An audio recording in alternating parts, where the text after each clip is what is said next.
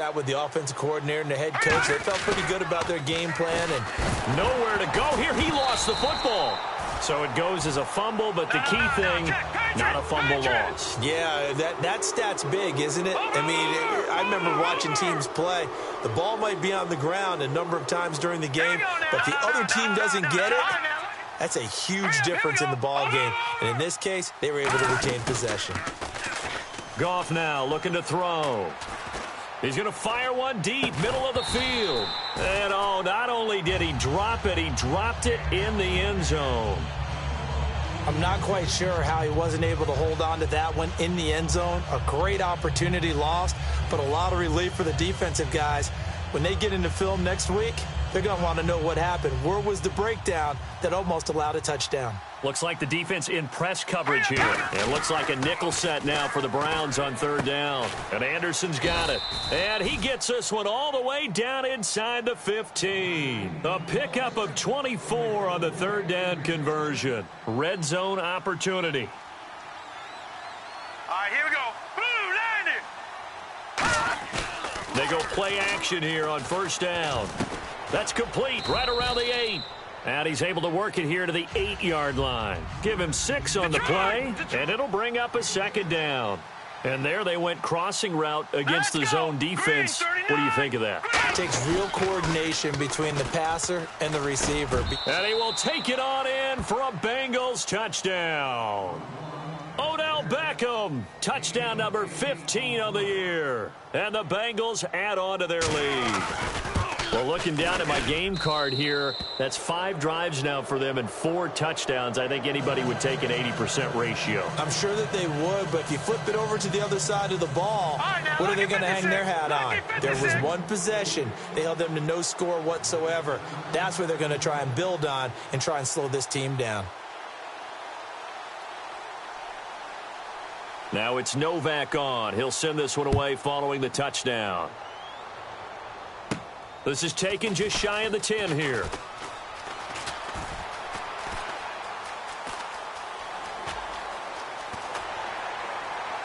And it'll be a terrific return here as he gets it down all the way inside the 30. Now the Browns offense, they get ready to head back onto the field. And following the interception, we'll see what they can put together on this drive. I can hear my old college coach right now. He always used to tell us before every game, the team making the fewest mistakes will win. What they're hoping is that last mistake is their only one of the game. Coaches, that's all they talk about, turnovers, right? Minimizing those and maximizing opportunities. Trying to shake off the interception. He'll look to throw. He couldn't quite hold it. Got hit. Ball pops out. Incomplete. So 2nd and 10 here. Again, we'll see the pistol here. On 2nd down, Freeman. And there just continues to be nowhere to run. He's bottled up again at the line of scrimmage. No gain on that run, and while the team is down, there's still time to come back and win the football game. If I'm the offensive coordinator, though, I've got to think about moving at a faster pace and maybe opening things up a little bit and throwing it a little bit more. And for the 3rd time here in this half, it's intercepted. A great read, and it's picked off. And they will take over at the 26-yard line. Cincinnati now ready to take the field. And they'll just simply be looking to build off the confidence of the last time out where they scored a touchdown. And confidence is powerful, isn't it? When you've scored once, you feel like you can go back out there and get it done again. Doesn't matter what the defense throws at them. They feel like they're in a groove right now, and they want to get out there and show it. Yeah, hoping to stay in that groove here this go-around. Here we go now. Gone. After the interception, here's Goff. Finding time. He's going to sling this deep downfield. And it drops down incomplete. Thought he might have had it. Instead, 2nd down. One thing I know from experience is that when the deep ball is thrown and you're the defender, you've got to fight that little bit of panic that emerges. You've got to play the ball really well. It's a 50-50 jump ball play. And guess what? They took a shot. Are you going to win it? And in this case, they managed to get it done. Nowhere to escape, and he goes down. Lamar Houston in there to drop him for his 5th sack of the year. Off play action. Here's Goff. And it falls incomplete after almost being intercepted. A pick there would have been great. The good news for the defense now, it's 4th down.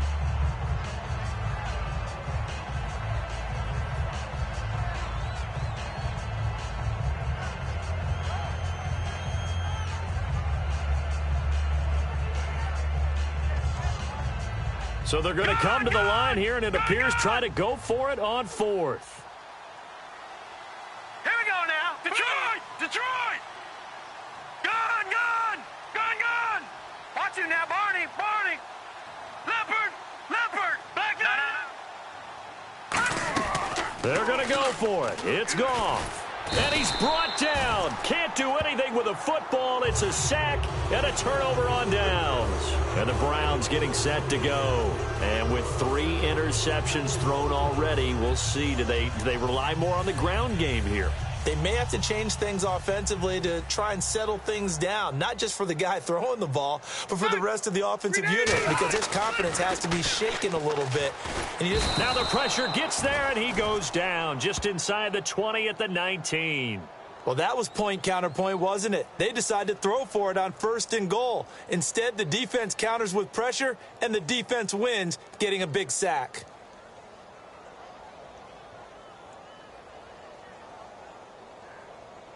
And the 2-minute warning lurking. This will probably be the last play before we hit it. Yeah, they want to get themselves in position to score in this last shot before the clock hits. Rivers now. This will be caught at the 2. And he'll take it into the end zone for a Browns touchdown. Braxton Miller, his 5th touchdown now on the year. And the Browns make some inroads here on that deficit. And again, it's no good. A few boo birds coming out as he's missed his 2nd extra point here in the first half.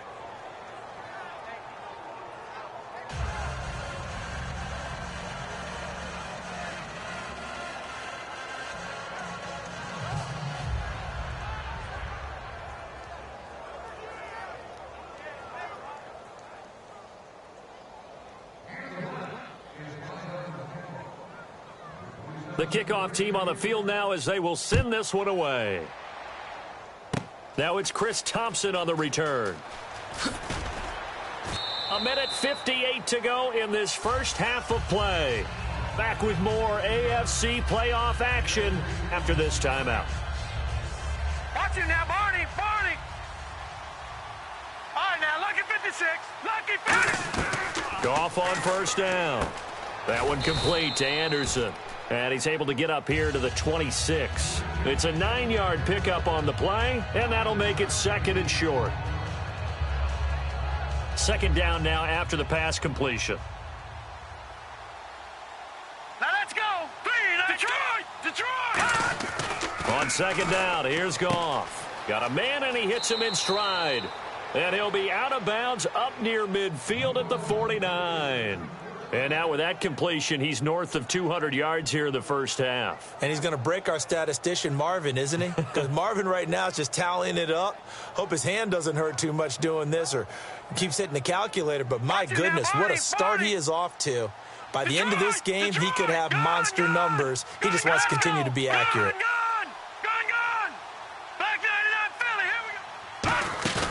Now a play fake here on 1st down. And no escaping this time as he'll go down. They got him for a sack. Well, how about that? A dime set on defense. 6 defensive backs. None of them blitz. They're just back there in coverage. Defensive lineman gets the sack. That's where the O-line, they go to the sideline, they keep their helmets on so the cameras can't find them, right? Yeah, the cameras can't find them, but I know one thing. The O-line coach will. So in the 2nd quarter, he's already up over 100 yards receiving now. And isn't 100 the magic number for a really good game for a receiver? So he got a chance to really shatter that and have a profound effect on this game. They'll run it now out of the gun. And he's going to have the 1st down at about the 38. Smart approach there, using the run to pick up the 1st. And that was a defensive setup they'd prepared for this week, knowing that keeping it on the ground was the best way to attack it. And that means also that they're able to read them pretty well. All the things they prepared for, when they get to the line of scrimmage, they see it in pre-snap recognition and know exactly how to attack based on their planning and preparation. And Anderson's got it. And all the way in for a Cincinnati score. Their dangerous wide receiver, saving his best for the playoffs with his third touchdown of the game. And the Bengals are able to grow their lead. And this one through the uprights and good. Now it's Novak on. He'll send this one away following the touchdown.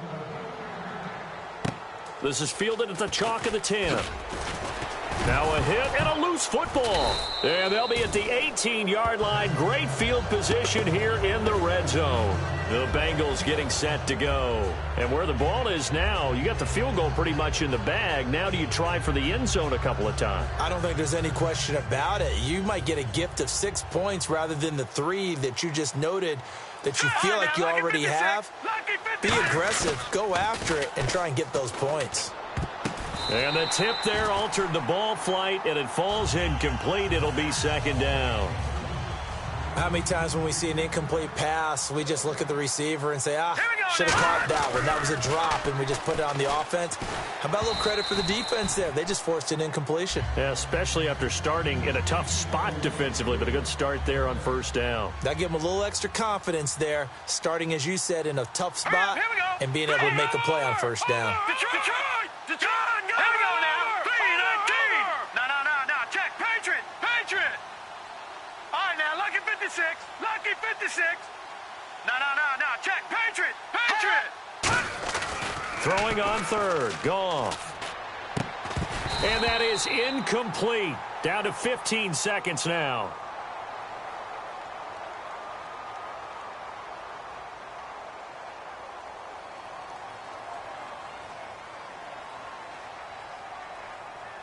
Now whistles come in. We're going to get a timeout here by the offense. It's just their first, so they'll have 2 remaining here before we get to halftime. The 3 straight incompletions, they don't care. That hasn't dissuaded them. They're going to go for it on fourth. Back 99 Philly. Here we go. Set. Blue. No. Check. Patriot. Detroit. On fourth down, Goff. He finds Beckham complete. Now hold everything here. We're going to get a timeout by the offense. So that means they're down to 1 remaining here as we head toward halftime.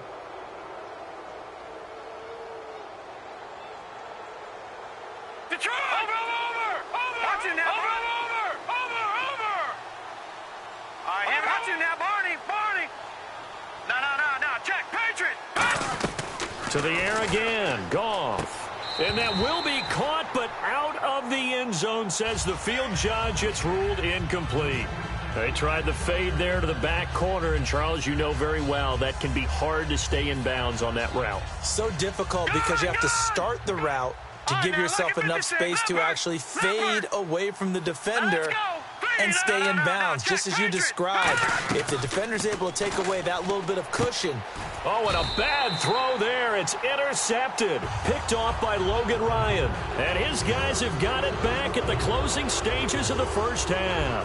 And now Cleveland geared up to take the field. And you got to think, if this is anything other than just taking a knee, I'd be very surprised. Yeah, they've got enough to talk about at the half. Why do anything else? Just get out of there. And they line up now for what will likely be the last play of the first half.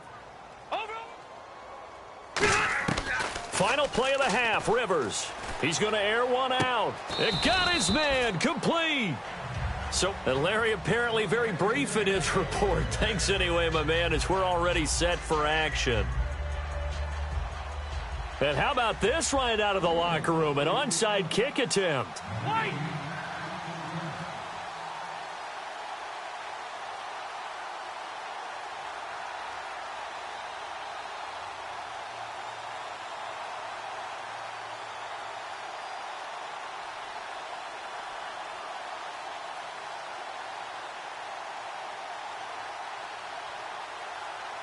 So both teams have their marching orders, and we'll get going again here in quarter number 3. This will be taken short. And solid field position here to start. as they get it out to the 40-yard line. The Bengal offense now with a football first here to begin quarter number 3. They built a good first-half lead. Now they have a chance to add on to it. And what I'm thinking is that the offensive staff spent the entire halftime just working with them on, here's what we think they're going to do to attack us in the second half. Nice first half that we've had, guys, but be prepared for some change-ups. We're going to see them when we kick it off in the second half. See how they handle any adjustments that might be made defensively. Throwing left side here, and it's complete. They get 25 yards out of that one, and it'll give the Bengals a first down. And with that last play, he's now up over that 300-yard mark. And in today's NFL, it almost feels routine. And I hate that when you talk about a 300-yard pass. And no escaping this time as he'll go down. They got him for a sack. Jason Jones in there to drop him for his 11th sack of the year. Now let's go. Leopard. No. Check. Patriot. Off play action. Here's Goff. He's got time. He's going to loft one deep. And that is caught.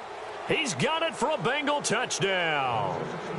Odell Beckham, his second touchdown of the afternoon. And the Bengals just continue to pour it on.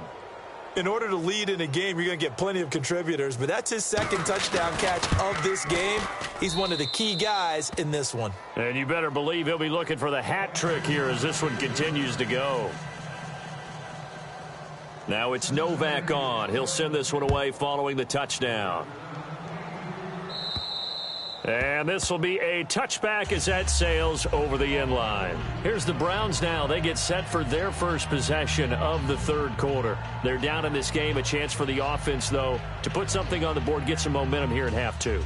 Try and get things kick-started for them. And you know at the half, they discussed how they were going to get that done. This is where scripting comes into play a lot of the time. How many plays do you script coming out of the second? Most of the time in the first half, you're scripting 12 to 16. I think in the second half, you're really scripting more like 8 to 10. Kind of a starter or an opener, whatever terminology they use. Just something to get you off to a quick start.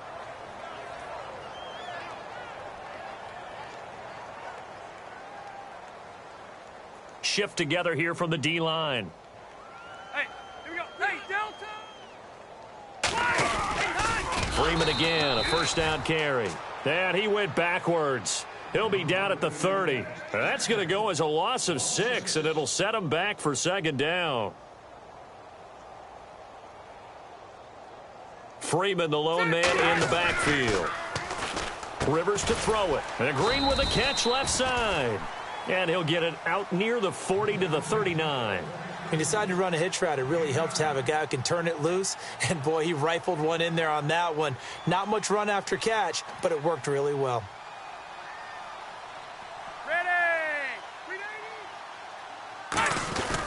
Now it's the all-purpose back. This is Darren Sproles. And he'll get up near the 45. They'll spot it at the 44. It'll be a gain of 5, and the punt team will now come out on fourth down.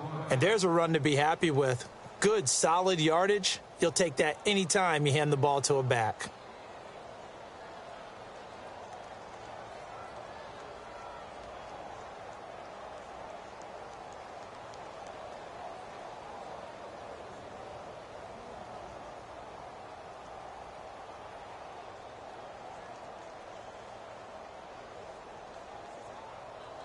And how about the call here? They need 2 yards in their own territory on fourth down, and they're going to go for it. And with the play clock almost up, Hugh Jackson's going to call a timeout. It's just their first, so 2 remaining as they burn one here in this third quarter.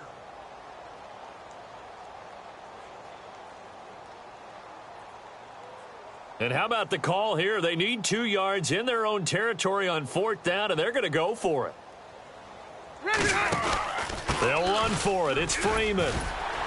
And he will have the first down as he's brought down up near midfield. It'll be a gain of 6, and they're able to pick up the conversion here on fourth down. Looking to speed things up here, going with some tempo.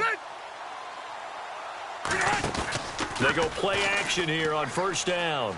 Going up top. And he couldn't hang on. Would have been their 4th pick of the game. Instead, second down. I know I'm not giving enough credit to the defenders because that pass was incomplete. But come on, it was A.J. Green. I always expect him to come up with the ball. Yeah, on those deep routes especially, even on incompletions, it's fun to watch him run those routes. It certainly is, but he eats up ground, and he usually goes up and gets it. And here comes play number 6 on this drive. Another pistol look here. They run from the pistol here with Freeman. And he'll be taken down right around the 41-yard line. It'll be a pickup of 10 yards. And that'll bring up what looks to be a 3rd and inches. Can't be more than a half a foot. They come up in an offset eye. Ready. 3rd and short yardage, Rivers. And Daniels has it left side. And he will have a first down as they get him to the ground at the 37.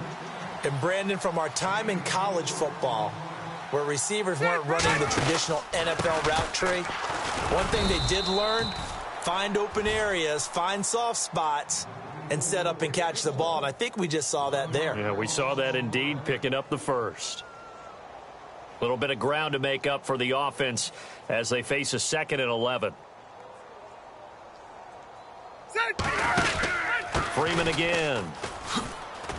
They showed off a nice juke of the defender before the next wave could bring him down. 8 yards there on the carry, and now they're left with a much more manageable 3rd and 3.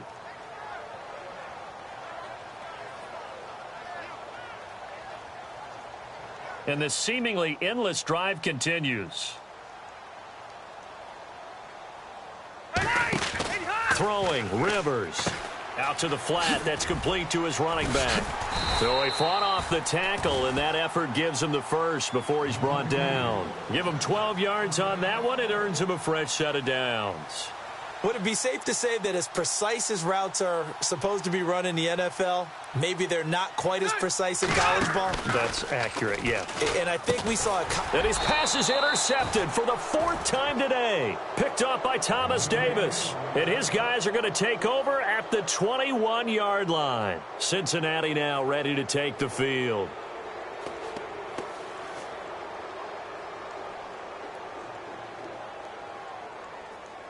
Watch it now. No. Check. Patriot. Here we go now. After the interception, here's Goff. He's got time in the pocket. Oh, this is taken in. It's complete. They give him a gain of 37. Well, we know he's got the speed there. He needed the speed and the hands. A great catch. And because of that speed, you have to respect it as a defender. So you have to either play off or make sure you're somehow in contact with him, and he's able to do exactly what you said. Use the speed to his advantage and go up and get the football. That's a big-time play right there. And we're back now here in Cleveland. It's the Bengals in possession of the football and in possession of the lead as well as we start the 4th. So the offense has it 1st and 10. Here we go. 3-19. Now a play fake here on 1st down. And he's got his favorite target yet again. It's complete.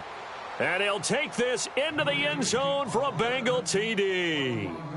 Their big-bodied receiver with a career-high 4-touchdown game. And thanks to the interception, the Bengals offense cashes in with 6. Oh, they flip it to the kicker. He looks like he's going to throw it. And this one incomplete. So they went for the 2. They don't get it.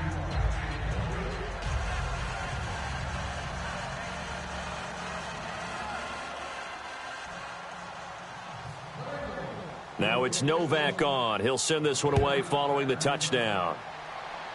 And it's a short kick, taken right around the 19. And they're going to wind up with pretty good starting field position as they get it up past the 35. And now Cleveland geared up to take the field. Looked like they had something going last drive. Then the interception happened. Will they recover? The memory they need to keep with them is that they did have something going. They were moving the ball on offense, had a nice sequence going. Don't worry about the other part. You can't get that back. Let's go back to what you were doing well before. I thought you were going to say they need to have no memory, but remember the good part, forget the bad. I like that even better. And the D-line pinching together must be expecting the run. Set, Green 90. They'll run with Freeman here to begin the drive. And hard running's going to get him over the 40 to the 42. He'll get a nice chunk there on the first down run, and it's 2nd and 4. First play of the drive, let's give credit all around. Excellent blocking, but the guy carrying the ball, he was the finisher. A really nice run. Check green 90, round 80. Now Freeman, he's been busy today. And he'll be brought down just shy of midfield at the 49-yard line. They get 6 on the pickup there as the drive will continue. So many teams want to throw the ball in this situation nowadays, but I love watching a team that has enough confidence to go ahead and run the football in that situation. That's almost a tendency breaker. Fresh set of downs here. They come up in an offset eye. Check green 90. Rivers now to throw on first down. He's going to let this one go deep. And it pops free. The collision there jarred the ball loose and brings up 2nd down. On every offensive coordinator, every play caller sheet, they have about 5 or 6 plays per game that they call shot plays or big plays, and you don't get many opportunities to dial them up, and they just did, and they drop it with a great chance to make a big play. That's going to hurt. They run. Devontae Freeman. Calling no gain on the run there, and now they'll be looking at a 3rd down. And this defense continues to give them fits. They just can't get really anything going on the ground, can they? I love the theme that you just brought up. This defense has been tough all game long against the run. We just saw another example of it there. Offense trying to avoid stalling out, facing a 3rd and 10. Ready. Now it's Sproles. And he'll lose yardage on the play back at the 45-yard line. And a loss of 3 to bring up 4th. With the struggles we're seeing up front for the offense today, they've got to think about changing up their play calling. Some screens, some draws, some quick-hitting plays in order to try and supplement the run game. You don't totally abandon it, but you try and give it a little bit of help.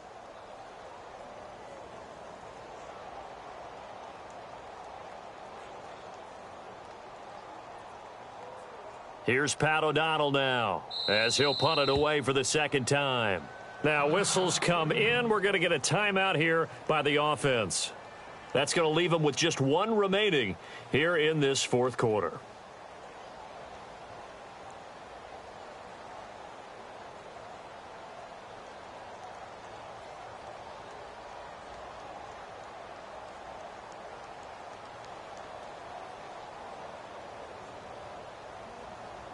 A critical one here if they're going to have any shot at this thing. So they'll go for it on 4th down. Set. 380. Desperation time. Rivers on 4th down. He's going to flip that out to the flat. It's complete. The Browns unable to move the chains on 4th down. And that will force a turnover on downs. The Bengal offense now gets set to head back out onto the field.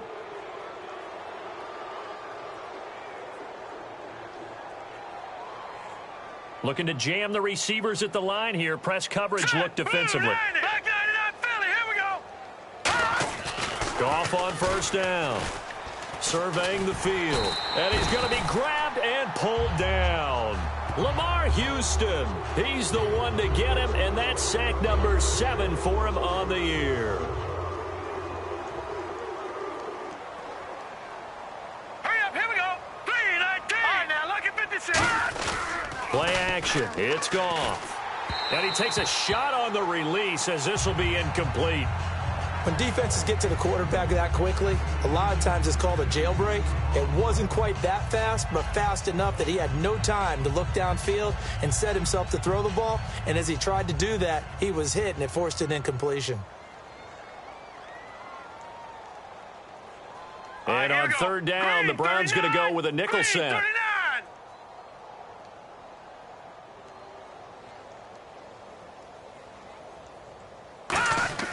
3rd and long. It's Goff.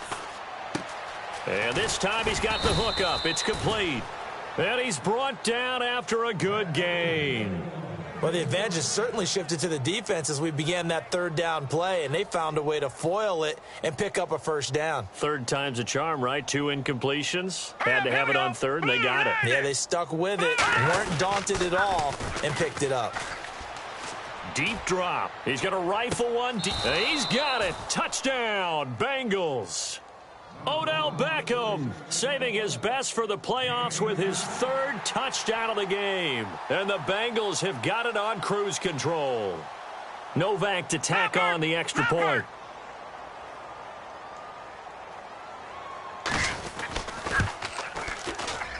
And this one was over a while ago as they just add on to their big lead.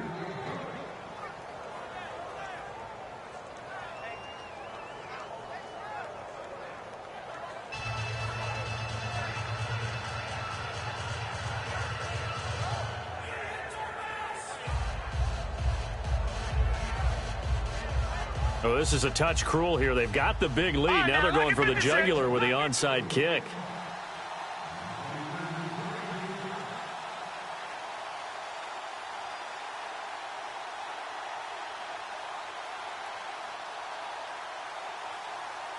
Now it's Novak on. He'll send this one away following the touchdown.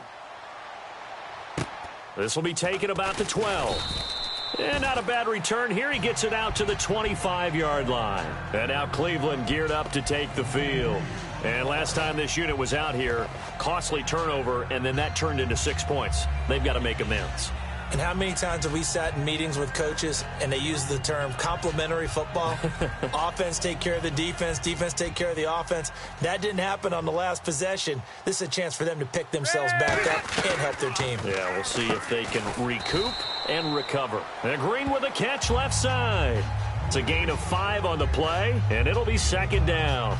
Many teams, as soon as they spot man defense, if they haven't called a hitch, they'll get to it as fast as they can. They want to put the ball in the hands of one of their best playmakers and hope that he can break a tackle on the outside and go for big yardage. And no escaping this time as he'll go down. They got him for a sack. That winds up pushing him back 11 yards on the sack. And that'll bring up 3rd. So it's 3rd and long, and defensively not a real surprise. They're in the dime. Backing up. And he couldn't hang on to it through the contact. Incomplete. So many offense want to include their running backs into their passing offense and be able to swing the ball out or check it down to them. But sometimes those guys are just not as comfortable catching the ball as they are running it. They're already slim hopes are going to ride on this one. They'll go on 4th down. Got to try it here. He's back to throw. And this is incomplete. The Browns unable to move the chains on 4th down. And boy, possession here turns over with the football already being in the red zone. Cincinnati now ready to take the field. And on the ground they go with a running back. And they'll get him down.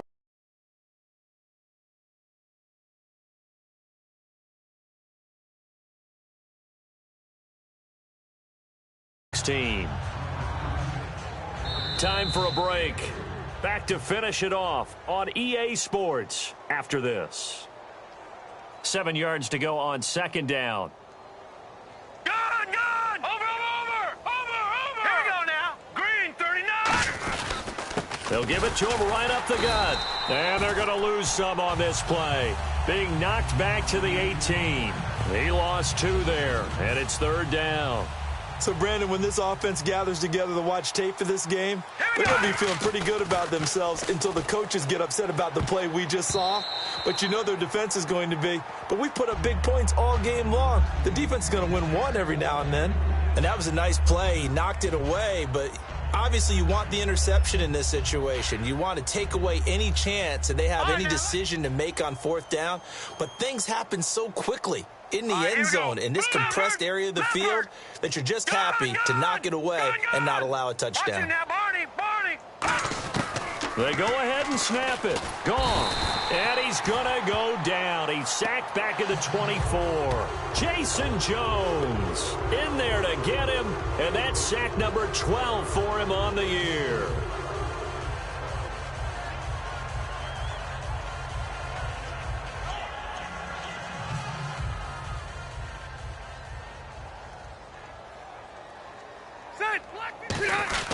They go play action here on first down. Now a desperation throw. And my goodness, another interception. A great read, and it's picked off. The ball comes out, but this will fortunately wind up out of bounds. And out now, here come the Bengals. They have the big cushion. Here in the final stages of this one, I don't know if there's any better feeling than being up big on the road. There really can't be, because for a team to go on the road and win in the NFL, that's huge to begin with. But just think about all the preparation that went into it.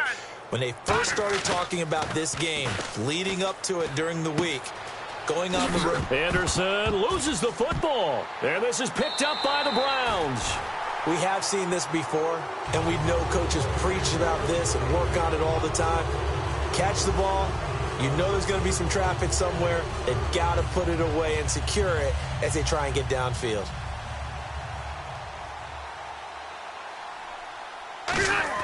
They go back to the air here after the eye-in. Nowhere to escape, and he goes down. It'll be a loss of 10, and it'll bring up second.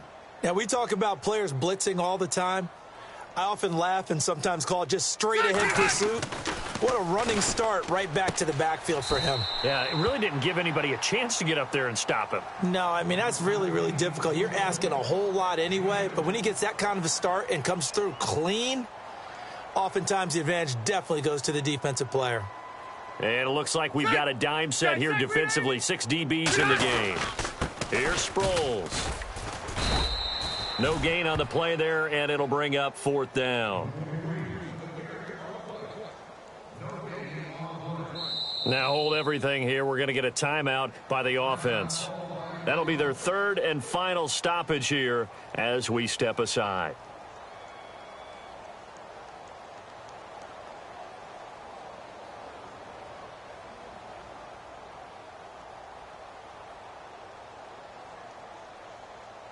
And they're indeed going to go for it here on fourth down.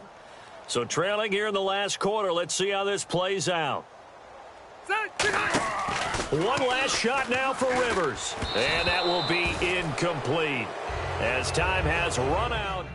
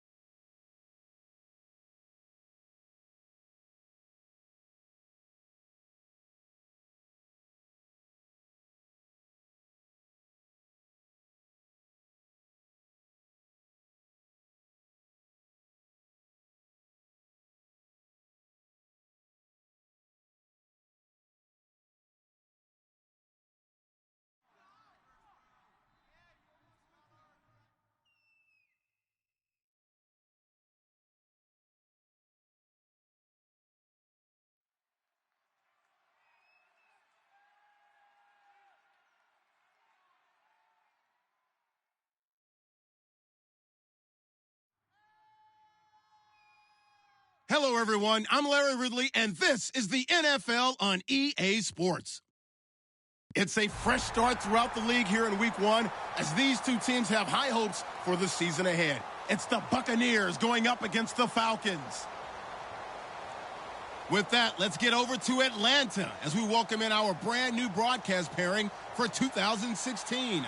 I think you'll like them. It's Brandon Gaudin and Charles Davis. In its final season now as an NFL stadium, there's a look inside the Georgia Dome in downtown Atlanta. Today, our new season begins with an NFC South matchup between the Tampa Bay Buccaneers and the Atlanta Falcons.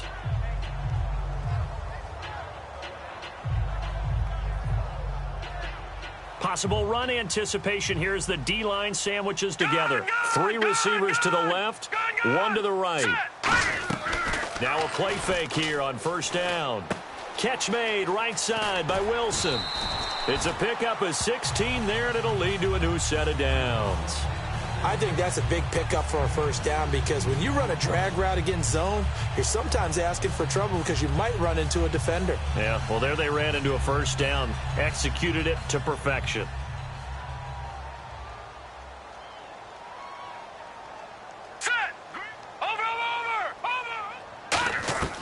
Now on first down, he'll drop to throw it. He's got Floyd out left. And he'll get up to the 43-yard line. It's a gain of 6 on the play, and that'll make it a second down.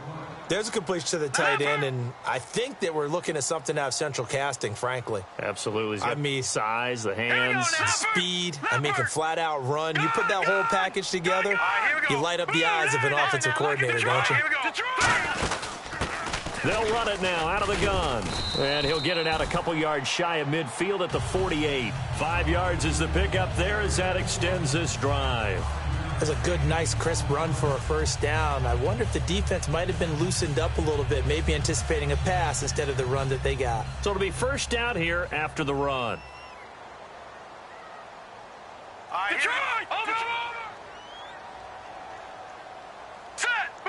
Slot man moves right. They'll run it now out of the gun. And he might have got this across midfield, not by much. They'll mark it down at the 49. Making the stop there, Danielle Hunter. And here's the offense today that hopes to get off to a strong start.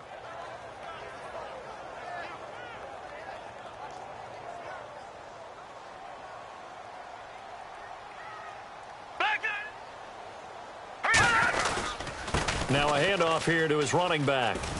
Oh, he's got some breathing room. The 20. Touchdown, Falcons.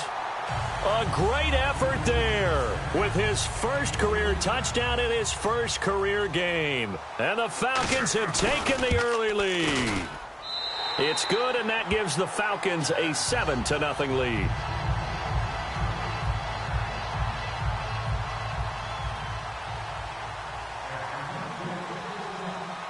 So after the touchdown, Martin now on to kick this one away. This fielded a few yards into the end zone. And he's able to get it across the 20, but not by much, as he's marked down at the 21-yard line.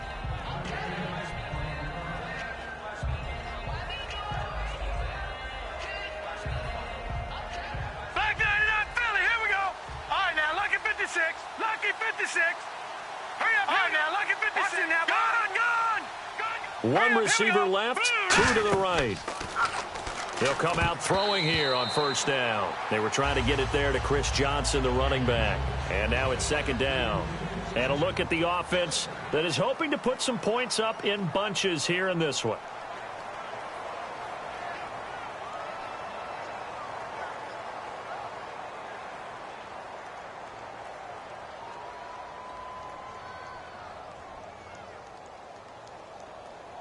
Offense still needing 10 yards. Second down.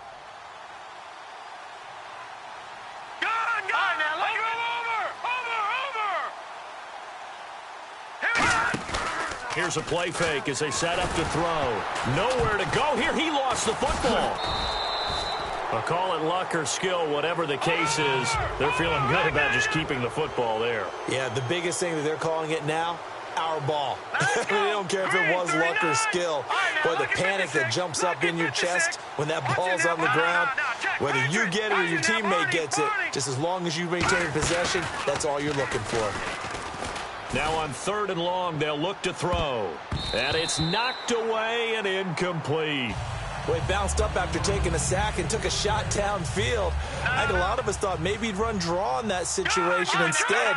Tried to get it all back in one play. Yeah, 3rd and long, thought he needed the deep pass, couldn't connect it. Maybe he was hoping for a penalty downfield to give him the yardage they needed. Detroit!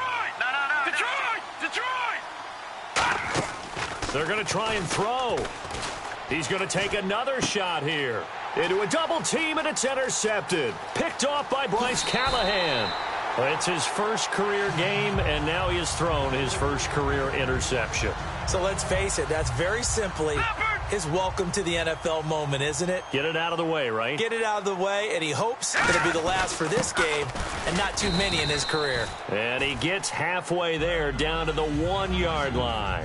Give him 2 yards on that one. 2nd and goal now. Uh-oh, Charles, now you get to talk about your old spot, the secondary. Very key here in this one. Yeah, you have to cut me off because, you know, I'll talk about them all game long. Love to see those guys match up and challenge the best wide receivers. It's a loss of 4. Now 3rd down. I don't know if there's any other way to put it, but that play was blown up right from the snap. How about the guys on the defensive side of the ball? It's almost like they were in the offensive huddle. Yeah, it's one thing to stand them up from that 1-yard line. Pushing them back to the 5, though. Wow. Yeah, I like what you just said there. Not just stand them up, but they end up making a play on the other side of the line of scrimmage. They'll look to throw on 3rd and goal. And that is incomplete. All defenders get tired of hearing about their lack of hands and why they're playing defense instead of offense. But in this situation, it was the hands that made the play. Batting the ball away on an attempted touchdown pass. Excellent job. Way to knock it down. So the defense gets the pick. The offense, Charles, they go backwards, but they do get 3 points. Very happy to get to 3, but you know who's happier? The defensive team on the other side. They shut them down after the turnover. And Tampa Bay trots out there now. And following the interception, just any interception, are you a little bit more cautious when you start that next drive, or no, you just throw that out the window? I think you are. I don't think that there's any way you can run back out there and go, totally didn't affect me. Let's just go ahead and be loose with the football again. You're going to take care of it, but you have to be careful about being too cautious because now you can't run any offense at all. Still want to attack. We'll see how they attack them here.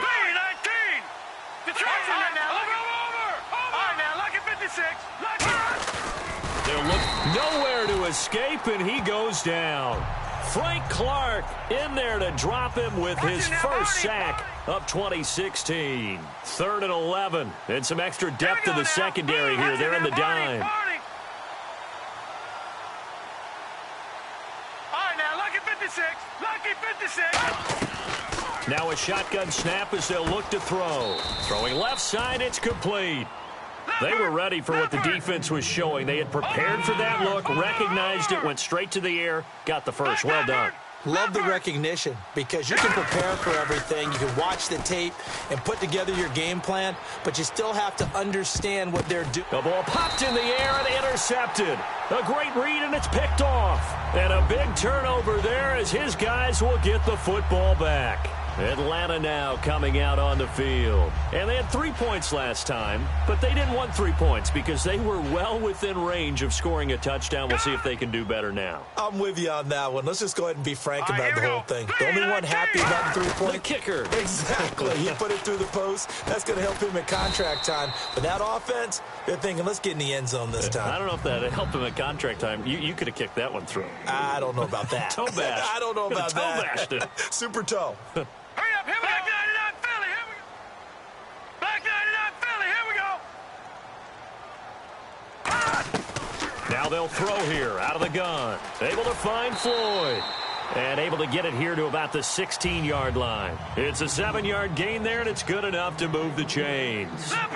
And a good quarterback facing zone coverage. If he has just a little bit of time to survey the scene, that's what's going to happen. No doubt about it. If there's no pressure, he's going to continue to pick them apart because he'll have all that. Looking for Floyd, and it's intercepted. A great read, and it's picked off. So they will set up shop. Excellent field position in the red zone at the 19-yard line.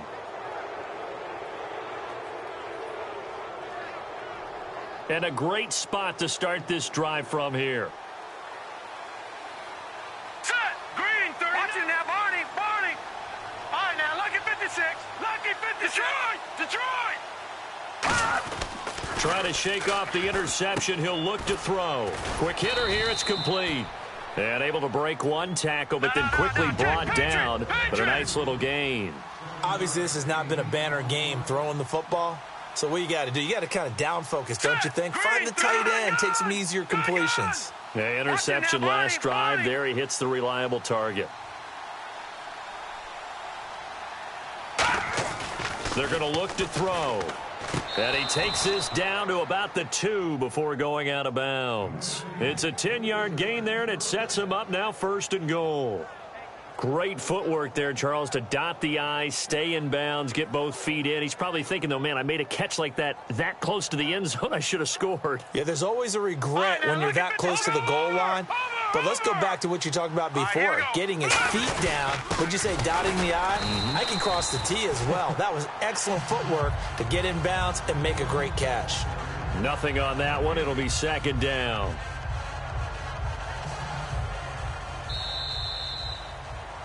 Back now with Charles Davis. I'm Brandon Gaudin. It's the Bucs in possession of the football as we begin the 2nd quarter. And they'll come up looking to keep this drive moving. Leopard. Detroit. Detroit. All right, now, look at Leopard. Watching now, Barney. All right, here we go. And they'll turn to the power game to try to get in. And I think they stopped him again. They did at the 1-yard line. And now a timeout defensively by the Falcons. They'll have 2 remaining as we step aside here in this 2nd quarter. Another shot here from the 2 as they come up on 3rd and goal. Now let's go. Over. Back to throw. And he hauls it in for the Buccaneer touchdown.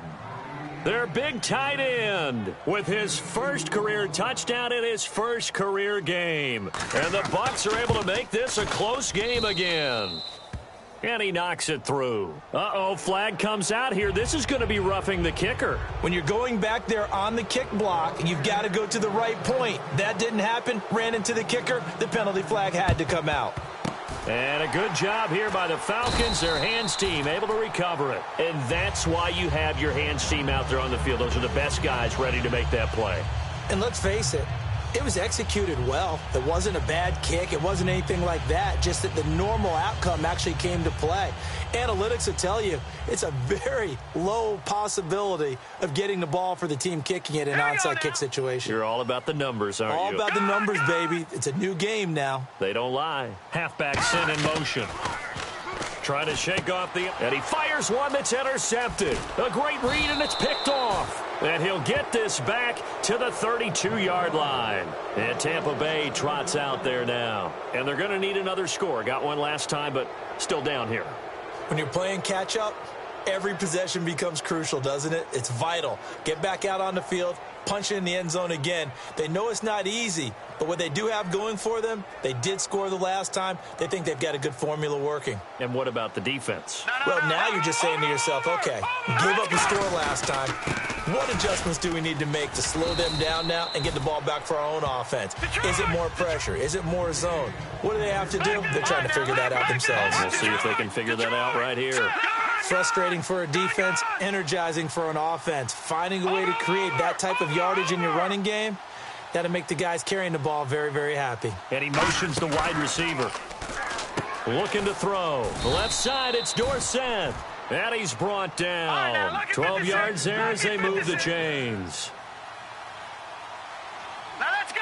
Blue, land it. Over, here we go. Green, 399 Philly, here we go. Over. Back to throw now on 1st down. Oh, he can't hang on. That was a dream chance for any D lineman to possibly get a pick. But instead it falls down incomplete.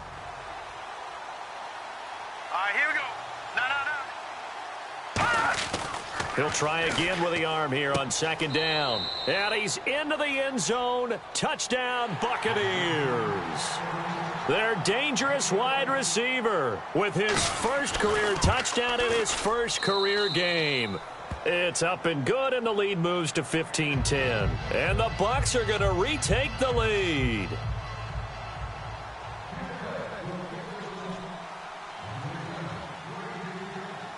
Out is the kickoff unit as they run up and send this one away. That's fielded in the end zone.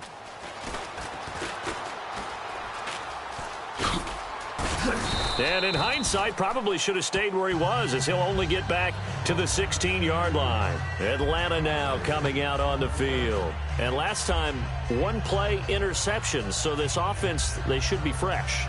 That's a good way of putting it. And I can't wait to see what they decide to do with play calling, because a one-play drive where you throw an interception, a lot of people think the very next time out, run the football, don't give him a chance. Maybe play action? I think maybe you go play action, show your quarterback, you got a little confidence in him, and let him fling another one. Just a yard on the pickup there, and it'll bring up a 2nd and 9.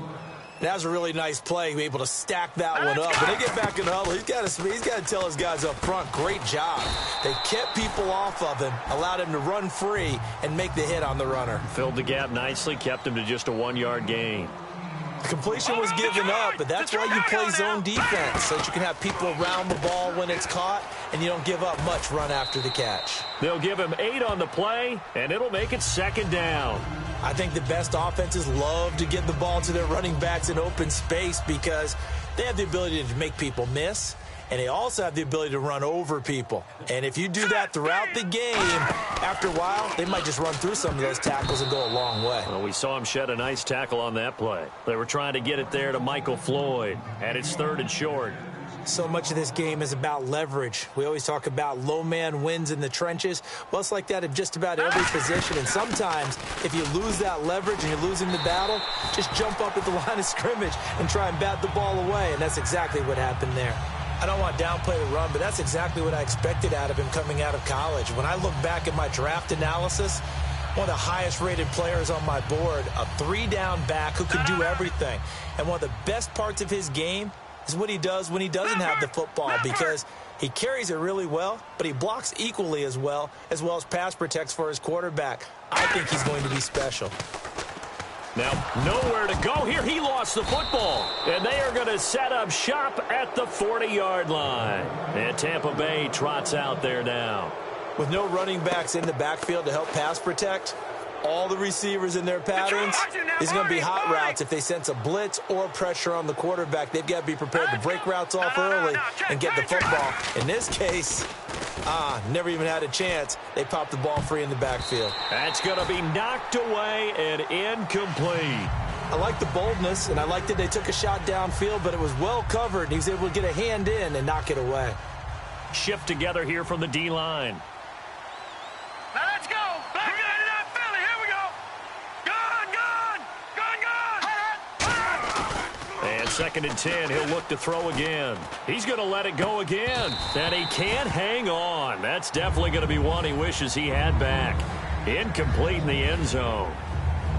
You can feel the anguish all the way up here. It certainly looked like he had that one in the end zone, open, unable to hold on to it. So 3rd down, and the Falcons going with a dime, 6 defensive backs. Watch him now, Barney. They'll drop the throw. And incomplete, a disappointing drop there defensively by the rookie. And now 4th down. I know that interception was dropped, and it would have been their 3rd of the game, and I will guarantee you, in the huddle, on the bench, all the defensive guys have been talking about is, we've got this guy right where we want him. Who's going to get the next one? It almost becomes a challenge, and they missed a golden opportunity. And this is good from 57 yards out. That was bombs away right there. So they had great field position, but a 3-play drive that actually goes backwards, and then they kick the field goal. And I think the key sequence in there, the key phrase you just gave us, a 3-play drive. Had the momentum, great field position, unable to move the football. This will be taken to the back of the end zone. And he's going to get taken down inside the 10 at about the 8-yard line. Atlanta now coming out on the field. And last time the turnover on the fumble and they were in enemy territory, so that had to be very frustrating. Down on the scoreboard here, can't do it again. You nailed every part of what was frustrating. Down on the scoreboard, had a drive going, had pushed it past the 50-yard line so they felt like they were in striking distance, and to come away with nothing, not a good feeling at all, to put it mildly. Now they can't afford to do that again. Yeah, now can they get that bad taste out of their mouth here? Back there, here we go now. Here we go.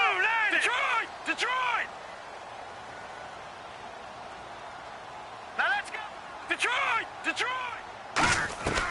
They'll try and start this drive in the air. He's going to hit his man out of the backfield. Complete. 7 yards on the play, and that'll make it second down. So many times you hear today's NFL described as a space game. Get your best players into space with the football in their hands. That's why sometimes you just swing it out to your runner, get him out in the flat, and let him have a chance to make people miss an open field. Call it no gain that time, as it's going to leave him with a third and about 3 to go. And, Brandon, every running back wants to use their speed in order to get out in front of things. Sometimes you just have to be patient, let blocks develop. On that play, that didn't happen. On 3rd and short, they'll try and pick it up through the air. Throwing for his running back, and he's got him complete. Call it a gain of 10, and they pick up the first. Everyone's got to be able to catch the football. Doesn't matter what position you play, but if you're on offense, be aware a ball may come your way.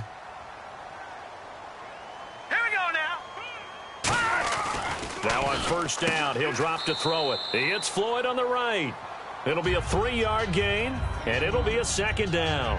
Partner, it's a lot of fun watching the NFL now, isn't it? Because when the big fella runs routes, it used to be when we were kids, he'd run about 3 different routes, and that was it. Now he can run anything and catch the balls we just saw there. And he's brought down. Give him 10 yards on that one, and that'll earn him a fresh set of downs. 2 minutes to play here in the first half. We're back to Atlanta right after this timeout.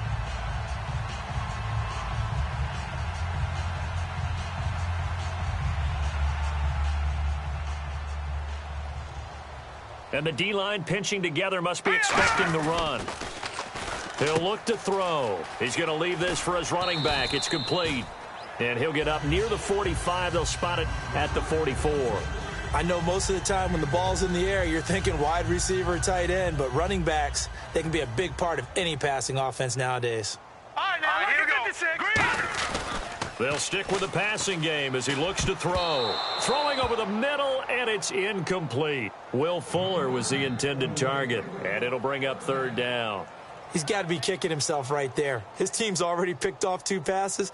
That would have been the 3rd in the game. And, boy, they've really played well attacking the football. And they'll send the tight end in motion left. They'll give it to him right up the gut. And now the Bucs deciding to take a timeout defensively. It's just their first, so they'll have 2 remaining here before we get to halftime.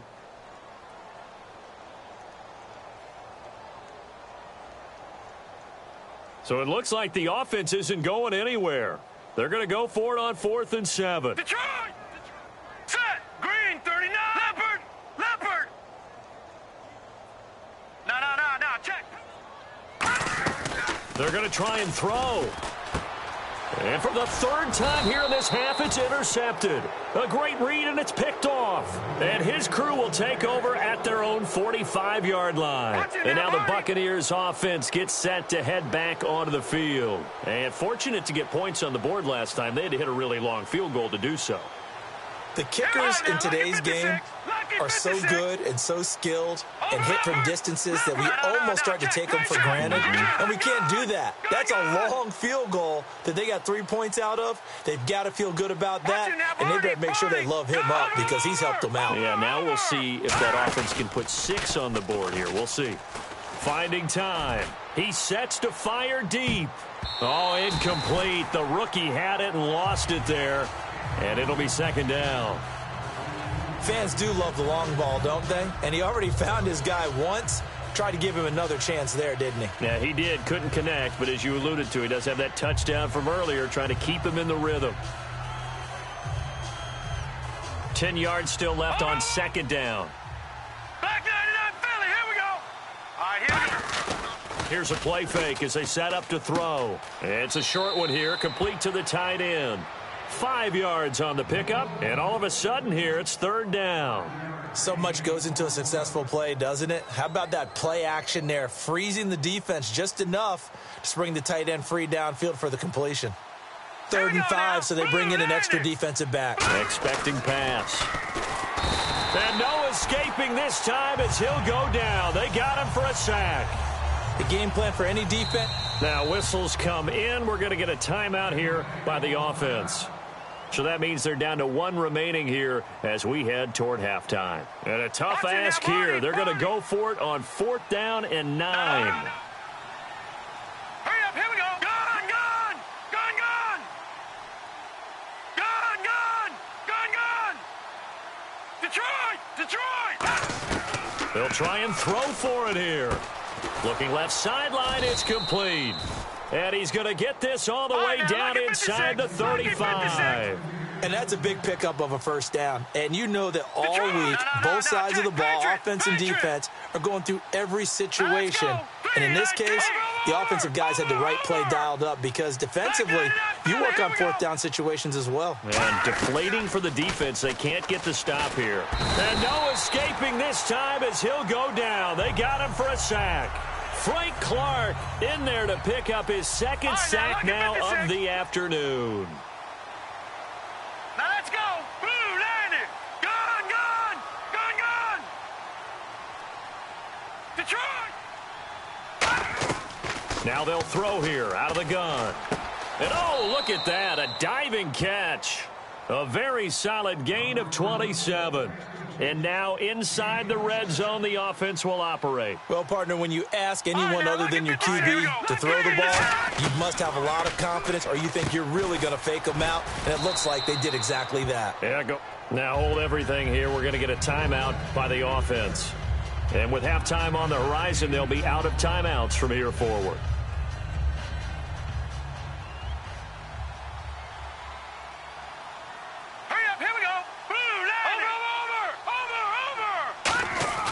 He'll look to throw.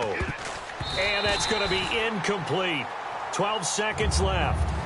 When you see passes knocked down by those guys I call the frustrated fullbacks, the linebackers, you know that in their zone coverage, they were able to drop, see the ball thrown, and react to it very quickly. They'll look to throw for it on 3rd and 1. And he's got it. Caught in the end zone. Touchdown, Tampa Bay. Their dangerous wide receiver making quite a splash with his 2nd touchdown in his NFL debut. And the Buccaneers here finding a way to stretch their lead.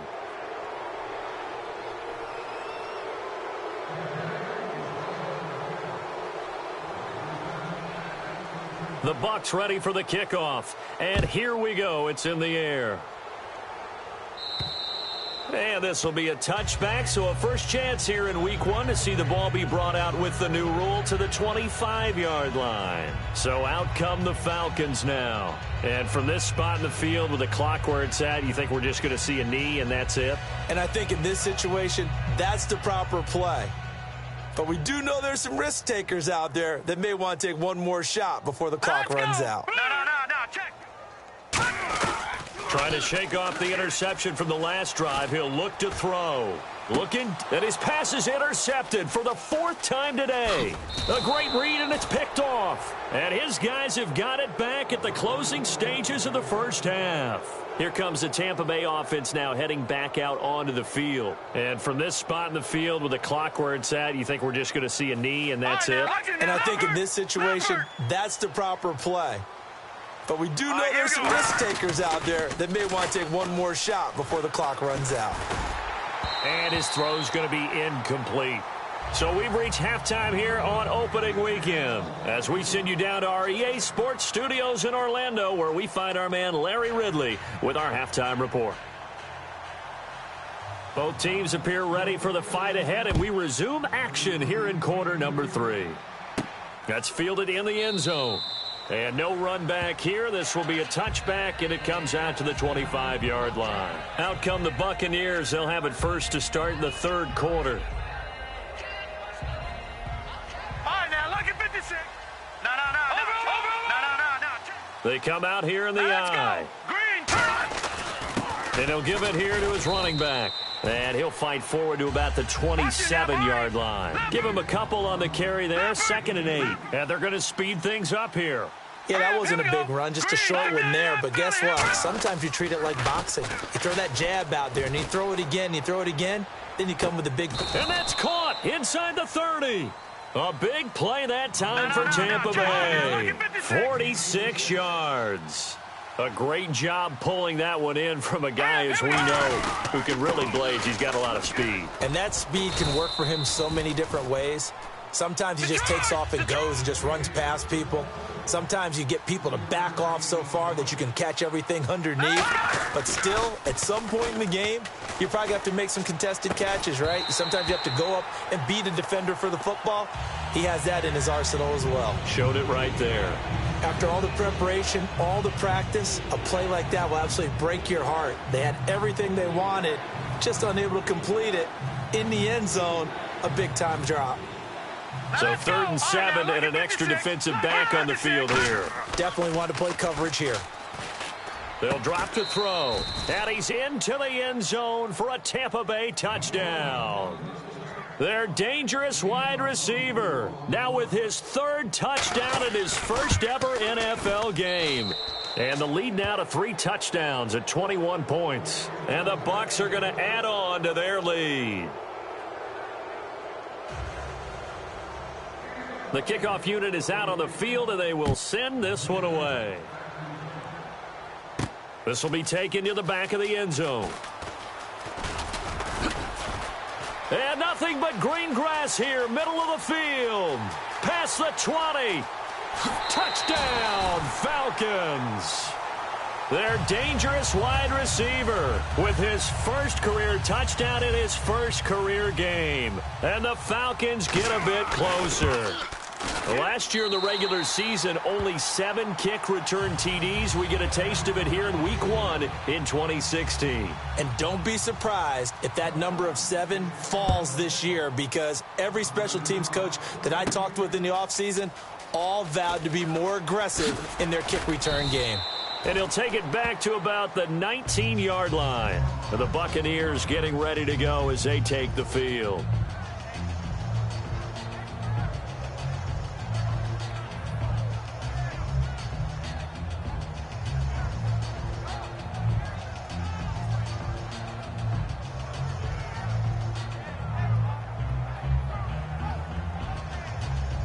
Watch it now, Barney.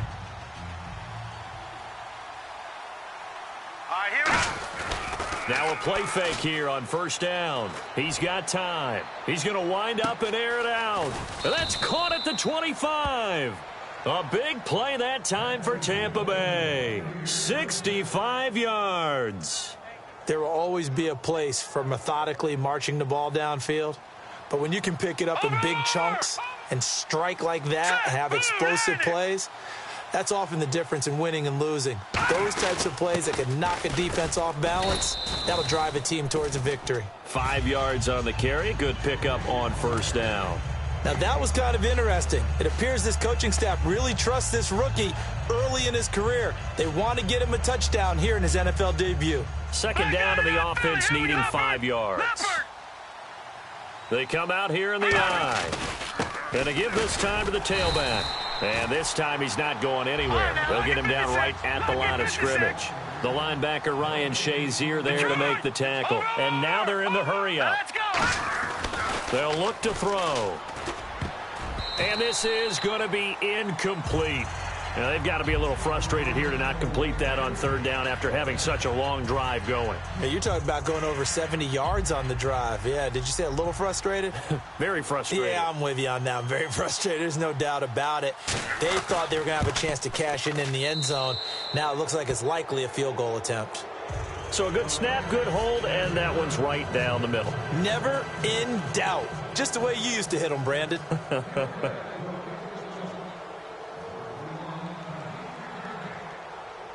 Set now to kick this one away, and off it goes.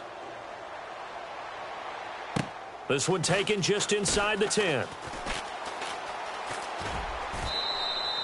In this position, trying to get back into the game, teams are looking for a spark from their special teams.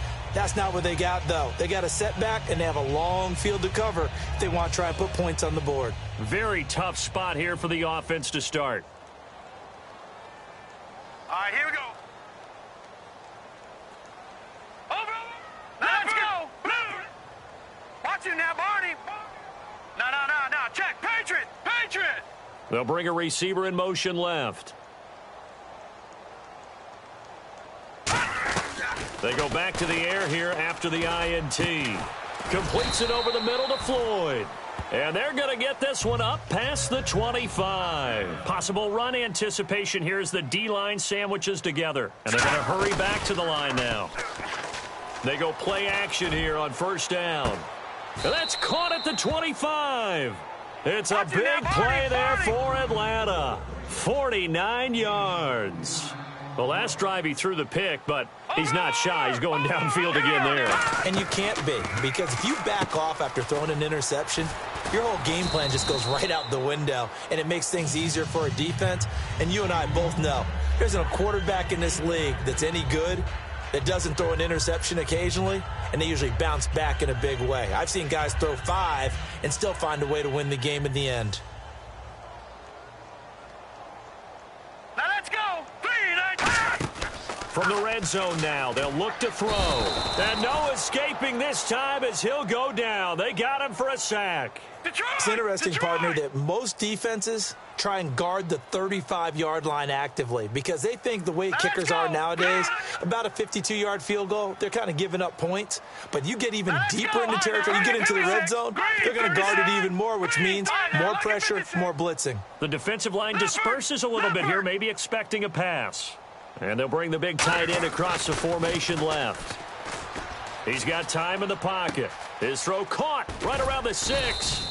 And they do get him down, but he's inside the 5 all the way to the 3. In recent years, the slot receivers really gained stature in the NFL because they can do so many things. Yes, they can line up wide like your normal wide receiver, but to have that kind of courage and toughness to run routes in the middle of the field and become dependable targets for their quarterbacks and move the sticks, those guys are worth their weight in gold. It's a gain of a yard, and it'll set up 2nd and goal. Every team we ever talk to that continues to run the ball in a game, even when they haven't had much success, all talks about attrition, don't they? If you keep running it, eventually good things are likely to happen. It's been a hard go in this game today, hasn't it? Yeah, this defense, they met pretty much every challenge in front of them this afternoon. They're still trying to run the ball, but they're not finding much space. Call it a gain of a yard as they get a little bit closer here. It's 3rd and goal. Well, I don't even have to stretch for this one. This is 4-down territory. They've got to get it in with the deficit that they're facing. Absolutely. It's not the 4th quarter, but still, I think you can't be thinking 3 here. No, if you do that, you might as well go ahead and fold up on this one, but I don't think they're built like that. And he will take it in for a Falcon touchdown. It's their quarterback with his first career touchdown in his first career game. And the Falcons cut into that lead.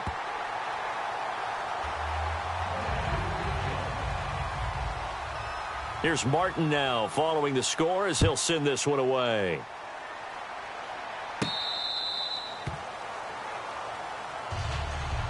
Now the Buccaneer offense set to take over again. And last time they got 3 points, but it was a chip shot field goal. And when you go to the sideline after a chip shot field goal, maybe the offense not too happy. It's a balancing act, isn't it? Because you're exactly right. They're none too pleased that they didn't punch it in for 6 points. But they also have to remember they did put points on the board. 3 points is 3 points. And in this league, you take points when you can get them. Not easily done.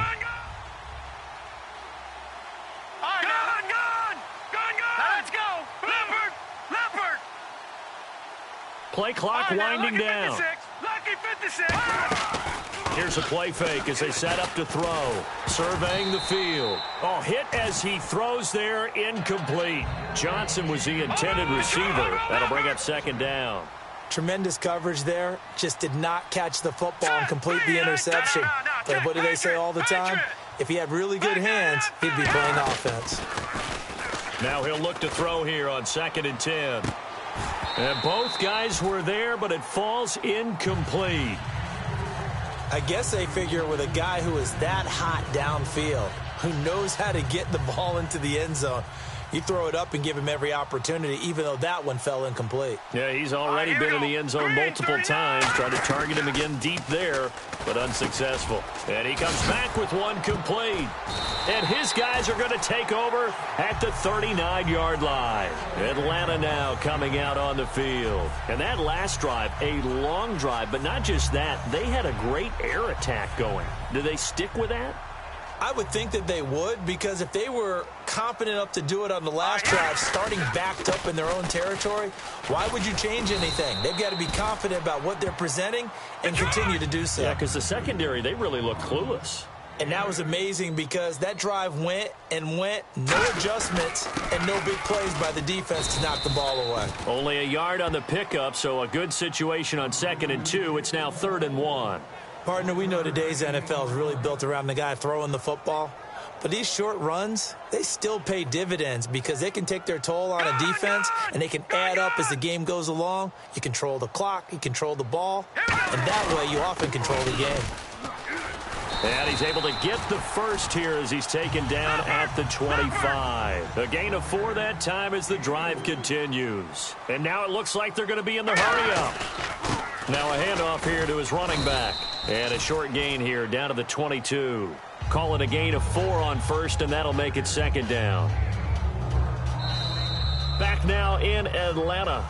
It's the Falcons. They'll have the football, but trailing on the scoreboard as we get set to begin the 4th. Shift together here from the D-line. Now a handoff looking right. And he stopped immediately there. No gain on the play there, so they're left with a 3rd down and 6. And the offense moving quickly to the line. While there was no gain on that run, we do know coaches whose identity is rooted in taking it almost to the limit and then changing things up on you down the stretch. I think we're getting really close to that point in time, though, where the identity may have to go out the window, and they've got to go a little bit faster in order to try and win the game. Now they try the right side here. And he'll take it into the end zone. Touchdown, Atlanta. A great play there with his first career touchdown in his first career game. And the Falcons draw a bit closer.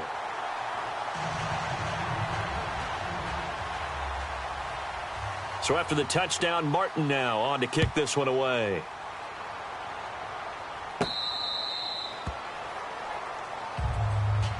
Now the Buccaneers offensive unit back out on the field.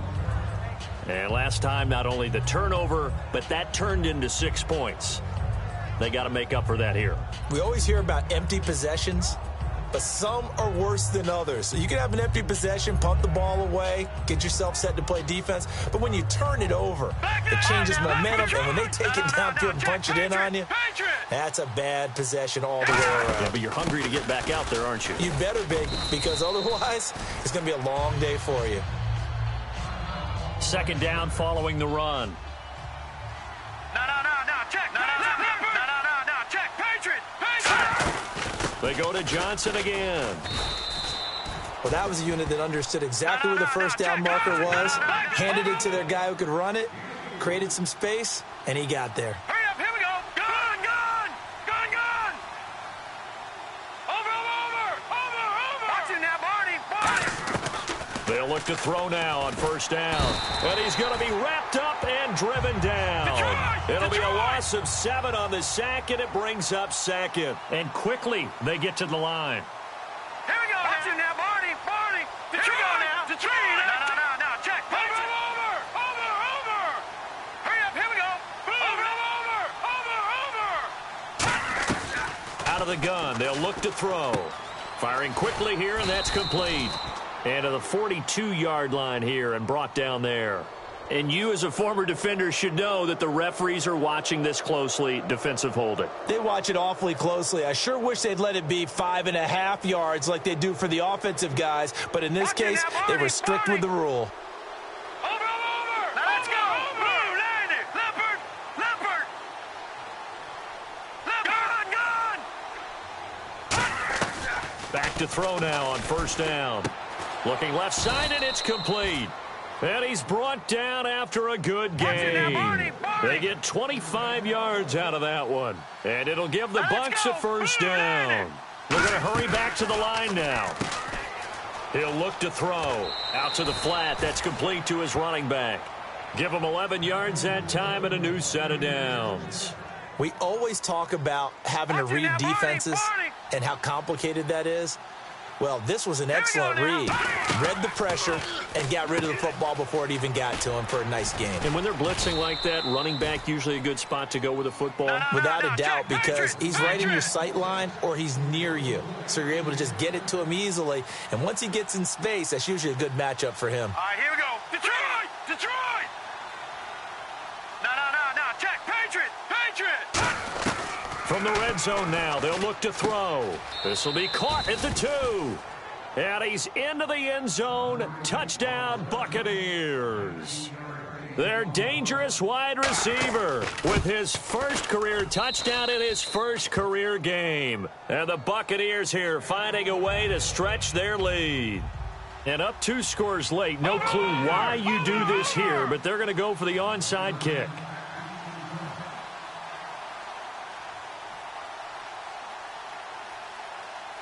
The Bucs ready for the kickoff. And here we go. It's in the air. That's fielded in the end zone. And no run back here. This will be a touchback, and it comes out to the 25-yard line. Here comes the Falcon offense now as they get set to take over here. And they're hoping to capture some of that magic they had last time out when they were able to put together a scoring drive. But they're still down here, Charles. Not the major concern, though, because of what you talked about. They scored the last time. And now here is another interception.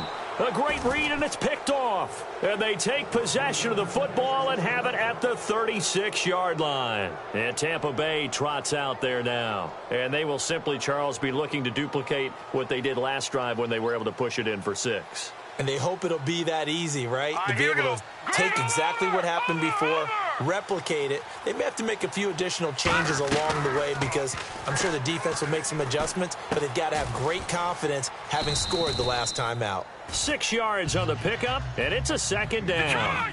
And, boy, they had high praise for this rookie receiver when we asked the coaches about him, didn't they? They certainly did, and obviously they liked his measurables, otherwise they wouldn't have brought him onto the team. Height, weight, speed, all of that. But how about what they really said? Competitiveness. That's what they really liked about him. The way he goes after the football, competes for it, and decides when it's in the air, it's his and only his. So they're operating in the red zone. Here we go now. Watching now, Barney. Now a play fake here on first down. And he's into the end zone for a Tampa Bay touchdown. Their big tight end making quite a splash with his second touchdown in his NFL debut. And that'll make this a 3-score game as the lead moves to 17.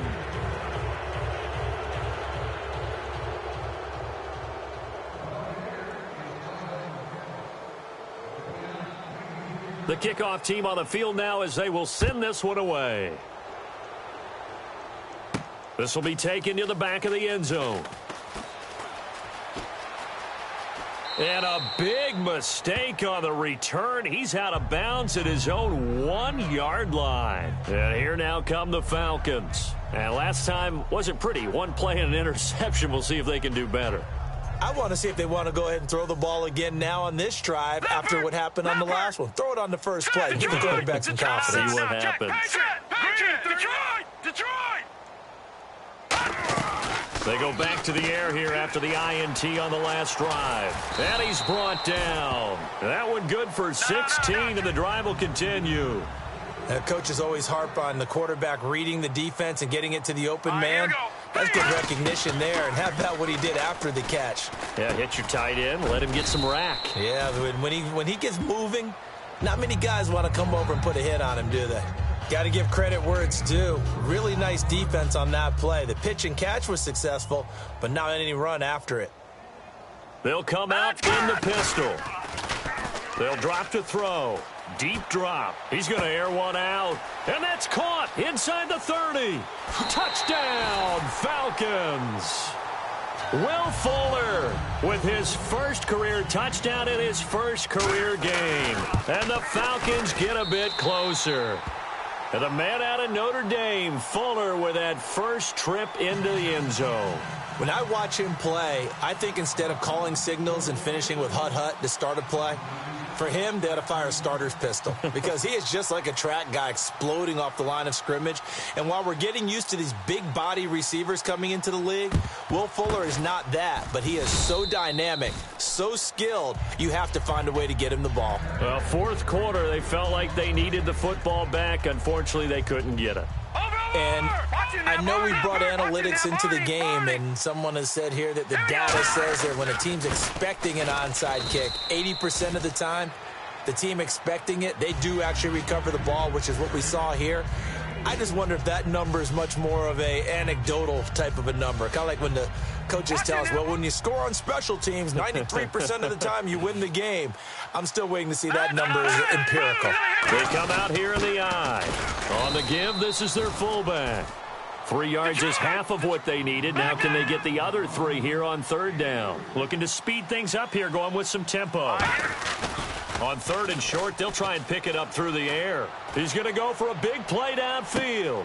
And he hauls it in for the Buccaneer touchdown. A big play there with a career-high 4-touchdown game. And the Bucs are going to add on to their lead. Well, it'd be real easy to say that they are firmly in control right now, but I'm looking at your face and I'm thinking I've got to be careful with that. Well, it's a 2-score game. You're inside of 2 minutes. I think you can breathe relatively easily now. Yeah, you can, but still, you got to stay vigilant. Can't give up anything cheap and easy. That could put you in some jeopardy.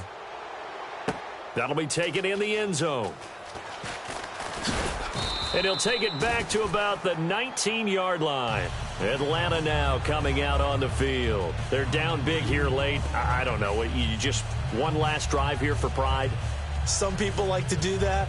I remember playing for a guy once. We were down huge, and someone said, Coach, what do you want to call? He just waved a hand like, who cares? Let's get out of here and do something some other time. But some teams like to do something at the end to feel a little bit better as they continue to move forward. Yeah, probably just want to put this one behind them. And the D-line pinching together must be expecting the run. All right, here we go.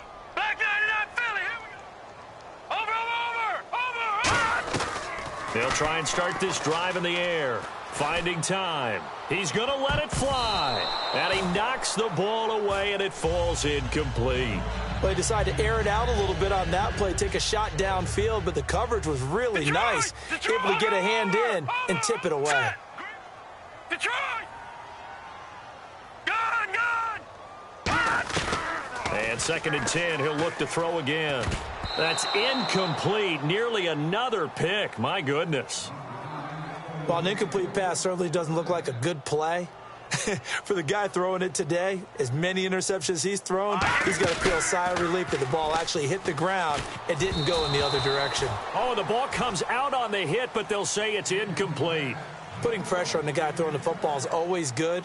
But when you can couple that with contact on him that leads to an incompletion, as we just saw there, that's winning football.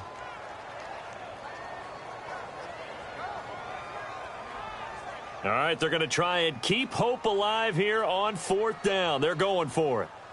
Here we go. Got to try it here. He's back to throw.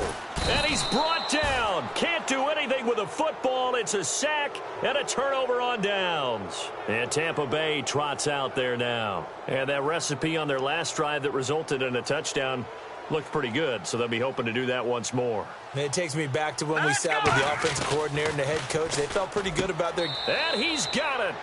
Caught in the end zone. Touchdown, Tampa Bay. Their dangerous wide receiver making quite a splash with his 2nd touchdown in his NFL debut. And the Buccaneers here finding a way to stretch their lead.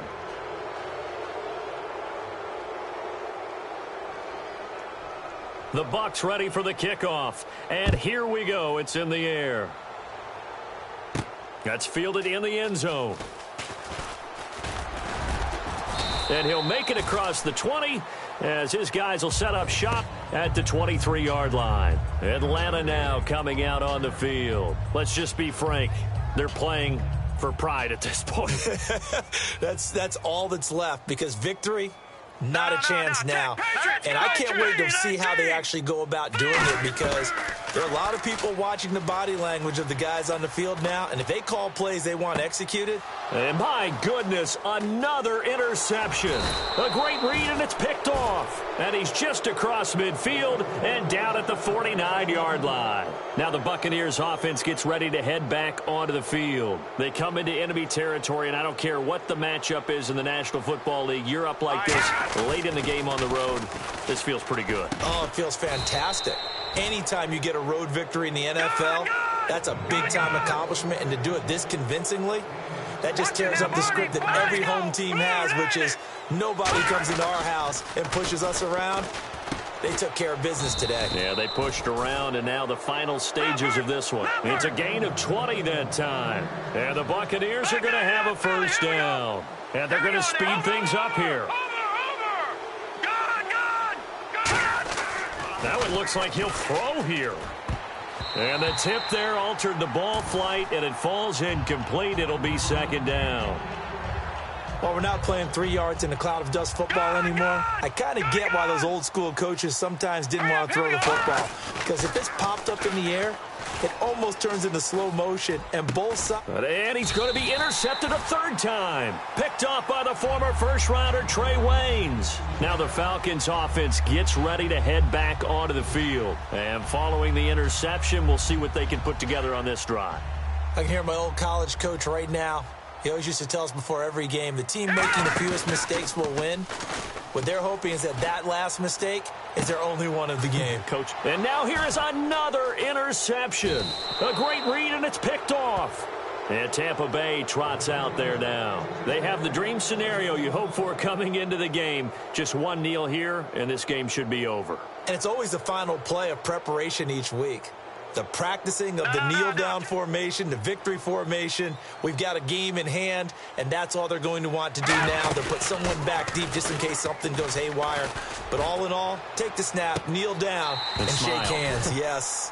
Now whistles come in. We're going to get a timeout here by the offense. Detroit! It's just their first. They've got 2 more to use here in the final stages. On play action, they'll throw. He's going to try and go deep again. And his pass is intercepted for the 4th time today. Picked off by Bryce Callahan. And a big turnover there as his guys will get the football back. Atlanta now coming out on the field. What do you do here down like this in this situation? Do you maybe just pick something out of the playbook you haven't called in a while, or you call it a day? You can do that, or you pick something that's a staple for you and should work better. He's got a man, complete. Now hold everything here. We're going to get a timeout by the offense. That'll leave them with just 1 remaining in this 4th quarter of play. They go play action here on first down. And no escaping this time as he'll go down. They got him for a sack. Now whistles come in. We're going to get a timeout here by the offense. It'll be their 3rd and final timeout, so as they talk things over, we'll step aside. Backing up. Now a desperation throw deep downfield. And this is dropped and incomplete. Well, there's a...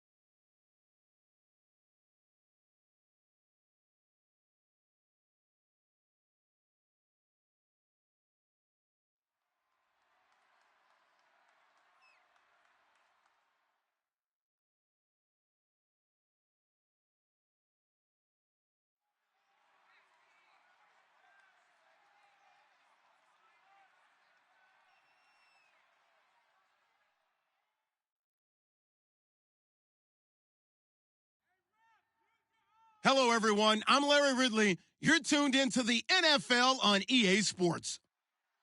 The winding road to the Super Bowl continues here in the divisional round, where two teams look to take another step towards the Super Bowl. It's the Falcons going up against the Vikings. So with that, let's get up to the new U.S. Bank Stadium in Minneapolis. On the call, here are Brandon Gaudin and Charles Davis. Okay, Larry, thank you very much. EA Sports coverage of the NFL brings us to the Twin Cities and the expansive new U.S. Bank Stadium in Minneapolis. Coming up, an important divisional round matchup in the NFC between the Atlanta Falcons and the Minnesota Vikings. Possible run anticipation here as the D-line sandwiches together. They'll run it now out of the gun. And he'll take it inside the 40 to the 39-yard line. A gain of 3, second down.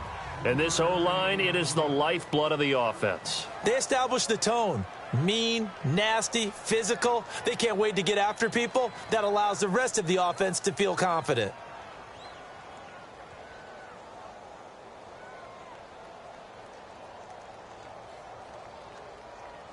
Now it's 2nd and 7.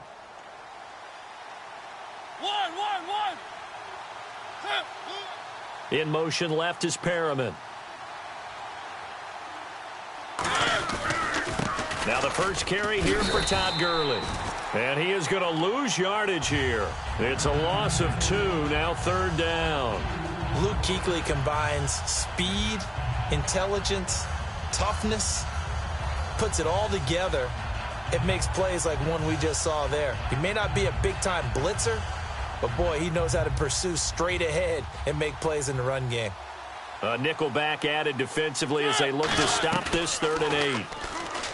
Now Mariota. Oh, he's got a man wide open, complete.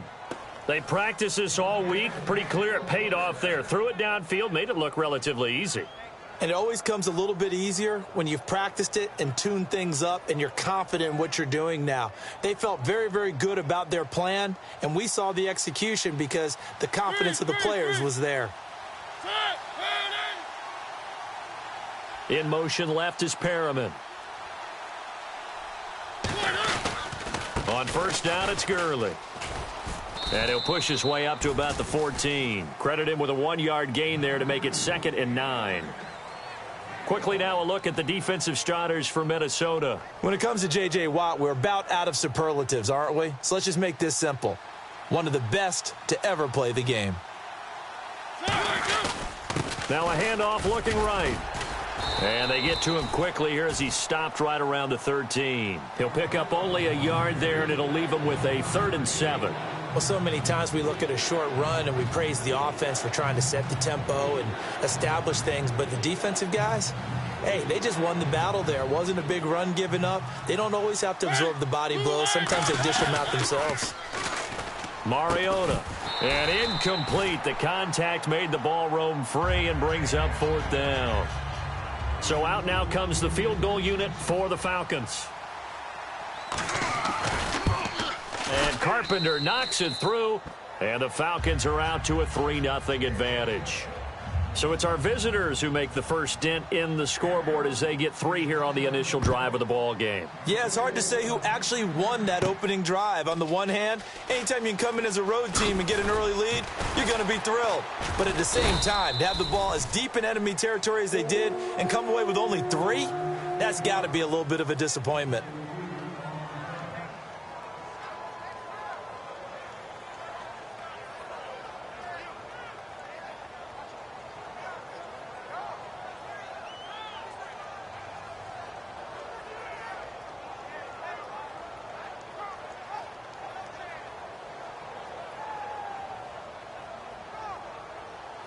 Watch him now, Barney. All right, now, look at 56. Set. Great. They'll run it now out of the gun. And he'll get across the 20, but only to about the 22-yard line. 3 yards on the pickup there, and it'll be 2nd down. And here's a look at the starting offense. No. Check. They'll run it now out of the gun. Trying to run inside, but nothing there. No gain on the play, and it's going to bring up a third down. Now let's go. Back it up. Watch you now, Barney. Barney. Throwing on third. Goff. Trying to get it to Beckham, and it's intercepted. A great read, and it's picked off. Here comes the Atlanta offense now ready to take over here. And they split the uprights last time for 3. They've got the lead. They're not going to play this conservative. They're not hoping for another field goal. They're hoping for a touchdown. I'm with you on that one. I like where your head is. I like the way you're thinking because you're exactly right. Trying to sit on a lead and play that way, that doesn't work too well for most teams. Run your offense. Yeah, run what you do best. Exactly. Put it all the way down and try to increase your lead in a big way. And the best way to do it, touchdowns.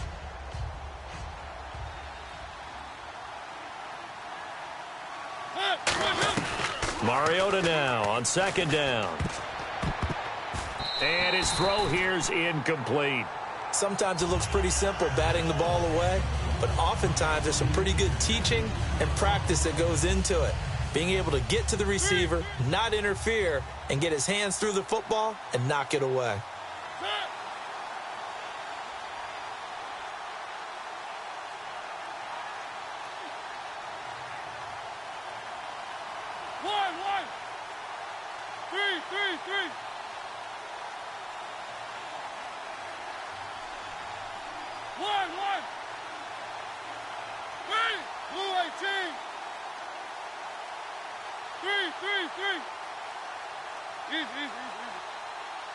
They just get the play off. Now Mariota dumps it off to Gurley. And he picks up the first before he's taken down at the 29. Shift together here from the D-line. And defensively, they were in zone coverage there. Do you have to be a little careful? You're losing playing against a good quarterback like he is to not play too much zone? Yeah, you have to be careful about how much time you're giving up. I think it's a good point you just brought up. So maybe if you still want to play zone, you go to a zone blitz scheme. And you can drop anyone out of your defensive front, defensive end, defensive tackle. It doesn't matter. You just exchange someone to bring more pressure towards the quarterback and still try and cover downfield.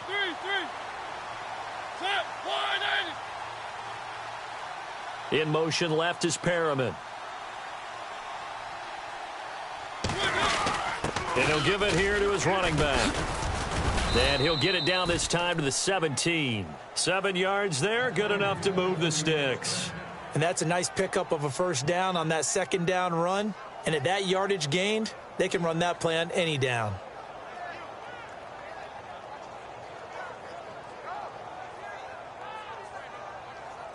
So they pick up the first down after the run, and now they approach for the fresh set.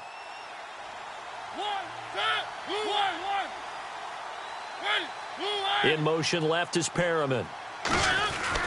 They'll try a handoff right with Gurley. And he's going to fight his way forward here for a modest gain. It's a pickup of 4, and it'll bring up second down. Not a run that you're going to write home about, but still a good first down run. That's what an offense calls staying on schedule. 3 to 4 yards on first down, you're set up very well for the rest of the drive. 6 yards here to go for the offense on second down. They come out here in the eye. They'll send a receiver in motion left. Now they'll run it on the toss. And he goes backwards here, losing yardage back to the 16. So he loses 3 yards there. Now third down. So often you hear defensive coaches talk about we need all 11 on every play in order to be a good run-stopping unit. And sometimes it starts to sound a little cliche. But did you see the free safety on that play? Knifing through and running down the ball carrier. A huge, huge play. And when you have a free safety who can run like that, you've got to turn him loose. Nowhere to turn this time, and he goes down. Sacked back at the 29. So now for the second time already here in this quarter, on comes the field goal unit. He hit his first one, this from 44 yards out now. Man, he got in there so quickly, Charles. What could the offense have done to adjust and account for that? But what you're hoping is that you figure out and you see and get a clue that maybe there's going to be some pressure coming at you, and you change the blocking schemes. Maybe you go to max protection. The biggest one is maybe you bring your running back in to try and keep you clean. But in that case, that didn't happen. Zero accountability, and a sack resulted. And now out comes Minnesota. Trying to shake off the interception. He'll look to throw. Going for the deep ball. And is this intercepted? It is. It's intercepted. Picked off by Bryce Callahan. And a big turnover there as his guys will get the football back. And the Falcons now making their way back out onto the field. And they're not going to play this conservative, I don't think. They had the field goal last time, and they're up, but they're looking to put a drive in the end zone. Oh, I agree with you totally. No one goes out on the field and says, all right, let's just settle for 3, except in certain situations, trying to ice a game, that sort of deal. Most of the time, it's... Now a clash of bodies here, and it's intercepted. A great read, and it's picked off. And his guys are going to get the football at the 28-yard line. Now the Vikings offense gets set to take over here. And following the interception, just any interception, are you a little bit more cautious when you start that next drive, or no, you just throw that out the window? I think you are. I don't think that there's any way you can run back out there and go, totally didn't. And this is taken in at the 5. And he'll get into the end zone. Touchdown, Minnesota. Odell Beckham, 71 yards. And his guys are an extra point away now from taking the lead.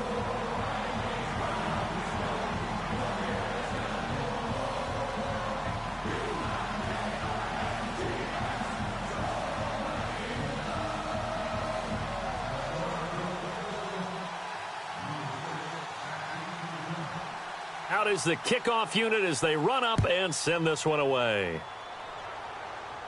That'll be taken in the end zone. And the decision to come out is going to cost him 5 yards with a new rule as he's taken down right at the 20-yard line. Atlanta now coming out on the field.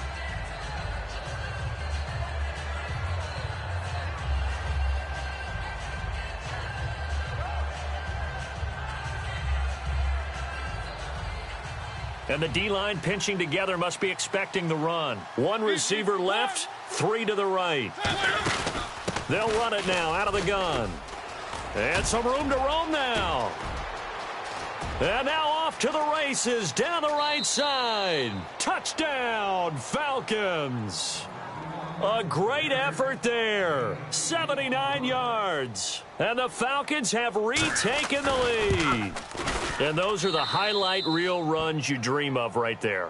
When he gets a seam and just gets through it, how about the explosiveness, the burst to get there to begin with, and then once he's in full gallop, good luck trying to track him down. And those plays so demoralizing for the defense. Absolutely, because you've done so much work trying to keep people in front of you. When they're past you and behind you, that's a tough one to swallow. Now the Vikings offense works their way back onto the field. And following that long touchdown pass, a one-play drive last time, we'll see if the defense, you know they're ready. They don't want that to happen again. And you would have thought they would have been ready the last time. That's true. That's what you work on all the time. Make sure that no one gets behind you. That's the cardinal sin of defense, not giving up the long pass. They did. Let's see how they adjust. Now a play fake here on first down. He's going to look deep down the field. This is caught inside the 15. Touchdown, Vikings. Brandon Cooks, 82 yards. And the Vikings have tied it. They can grab the lead with a PAT. And he's able to put it through.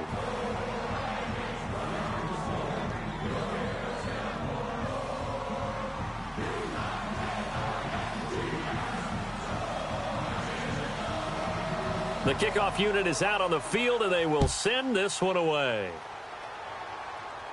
That'll be taken in the end zone.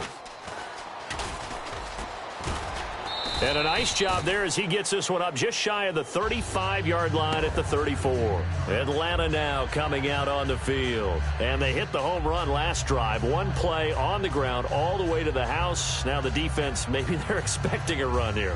Partner, I love your description because when we talk about hitting the home run, we're usually thinking about a passing play, aren't we? Something in the air, deep ball. But how about them just taking it big-time jaunt?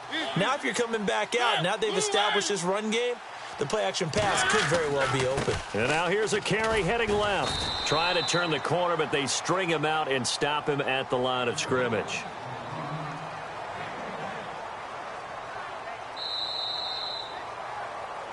Alongside Charles Davis, Brandon Gaudin, it's the Falcons in possession to begin quarter number 2. They've got a 2nd and 9 to start things out.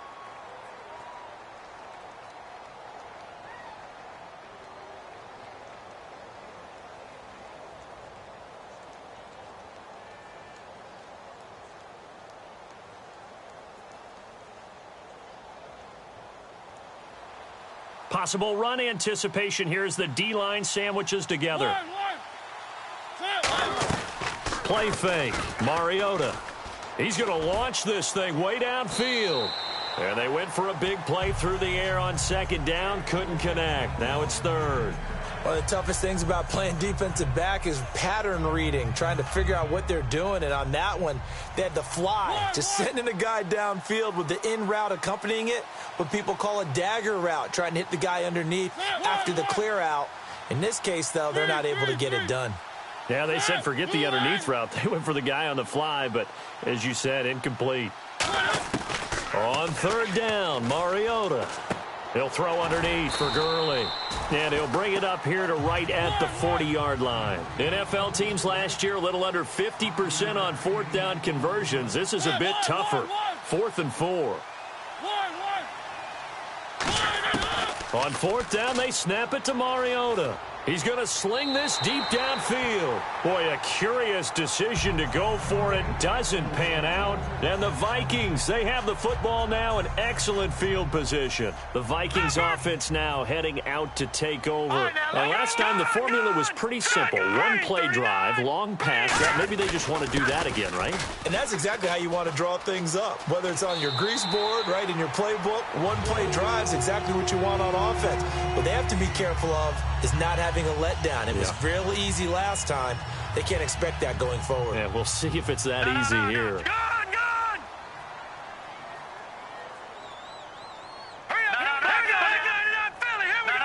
Check, Patriot. Over. Watch it now, Barney. Over.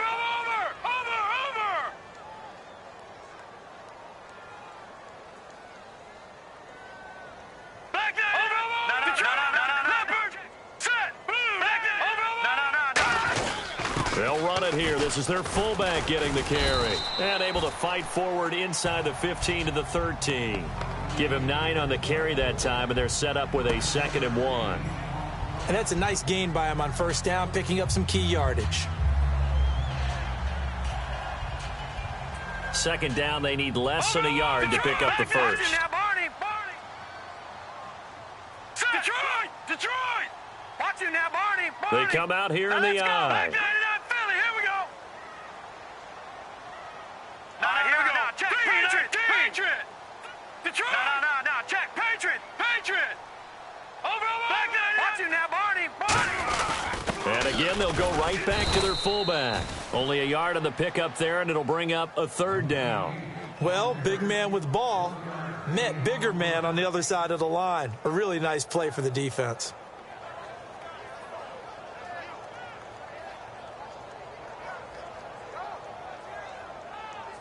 So they run it on 2nd down. Now let's see what 3rd down brings here for the offense.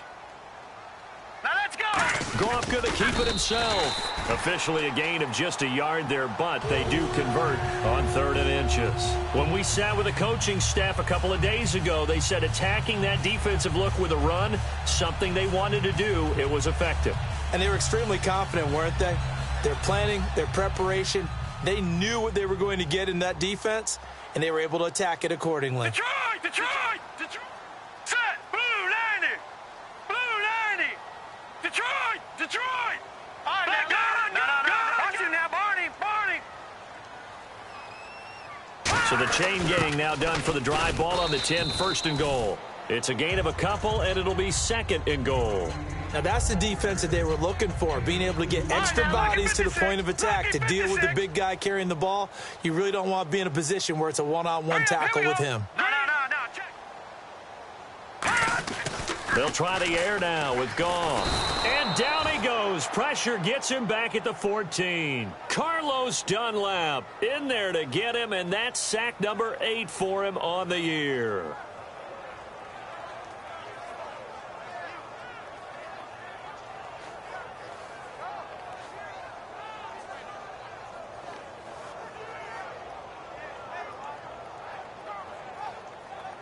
Following the sack, they go from the 13 on 3rd and goal. Hurry up, here we go. 3-19. Watch it now, Barney. 3rd and long. It's Goff. He's got his man. It's taken in for a Viking touchdown. Odell Beckham, 2 catches, 2 touchdowns here so far. And the Vikings find a way to stretch their lead.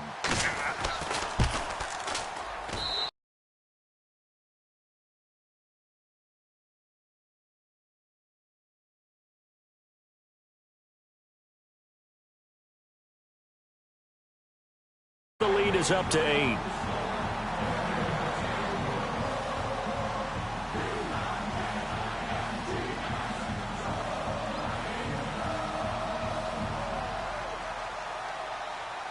Minnesota's kick team ready, and the Vikings boom it away.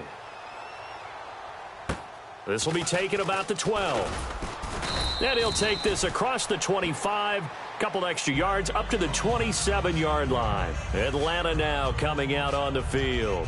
And last time this unit was out here, costly turnover, and then that turned into 6 points. They've got to make amends. And how many times have we sat in meetings with coaches and they use the term complementary football?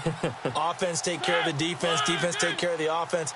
That didn't happen on the last possession. This is a chance for them to pick themselves back up and help their team. Yeah, we'll see if they can recoup and recover. Now Mariota. Oh, it's a screen pass. That's complete. There he goes, right side. 20. Touchdown, Falcons. A great play there. He scored on the ground and through the air. And now the Falcons are within a 2-point conversion of tying up the game. Well, he's used to running it that distance. Here he had to catch it, too, before making the run. Heck of a play for the score. There's not many things better for an offense than a back who is a complete guy who can run it and catch it. And we just saw him complete a big-time play for a touchdown. And he'll get into the end zone as the 2-point conversion is successful. So we're right back where we started, all even as the kick's away.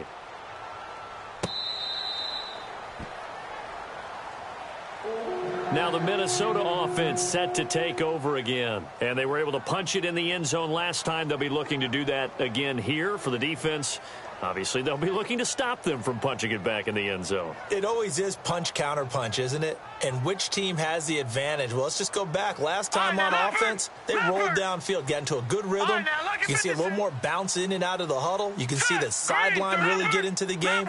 So defensively, you're thinking to yourself, how do we take that away from them? How do we get the advantage back? Let's see what they come up with. I think pressure is always the first way to go.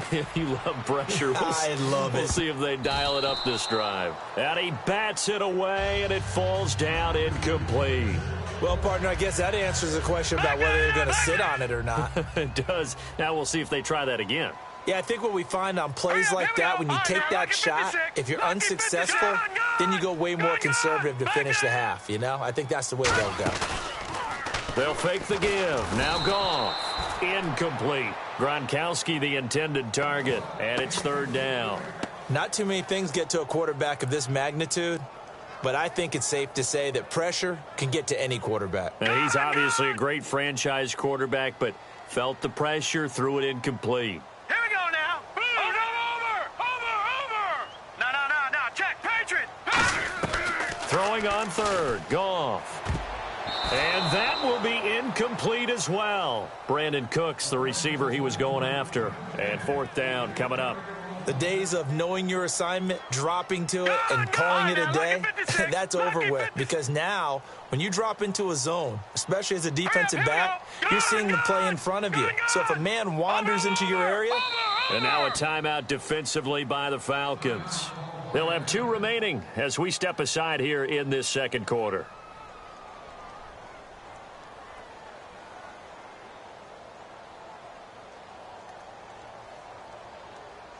The offense staying out there. They look prepared to go here on 4th and 10. Here we go now. Detroit. They are going for it. Goff. And it is incomplete. A surprising move to go for it. Predictably, at least somewhat predictably, it doesn't pay off. And the Falcons will take control of the football in great field position. And they'll start this drive with very good field position. They come out here in the eye. Now they try the right side here. And a short gain here down to the 22. Give them 3 on 1st down. It'll set up a 2nd and 7. Let's give a lot of credit to the offensive line. They've been able to move the ball really well on the ground the entire game, and while that wasn't a huge one, that's okay. They'll take them in short, steady bursts. Mariota now on second down. And a quick throw here, that's complete. And he'll get it down this time to the 17. It'll be a gain of 4. And they're going to face a third down. And now the offense operates in the red zone. Mariota on 3rd and 2. Fighting his safety valve here. That's complete. And they pick up the first down there with a gain of 4. So he makes the grab and the chains move forward. Nice job by the offensive line giving them time to complete that first down pass.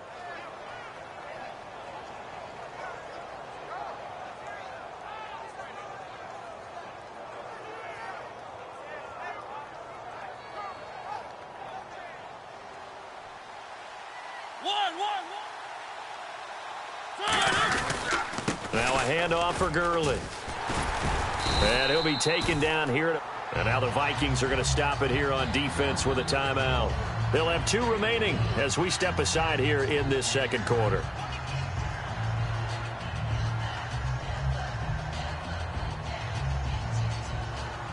Shift together here from the D-line. They'll bring the tight end in motion right here. They'll run it now out of the gun. And he's going to get hit at the line of scrimmage and driven backwards. They'll lose a yard, and it brings up 3rd. What a tremendous play by the defensive line. Instead of getting too far upfield against the draw, able to hold their spot and make a big play in the backfield. And he couldn't hang on to it through the contact. Incomplete. And there's a good opportunity that just went awry there. A drop pass.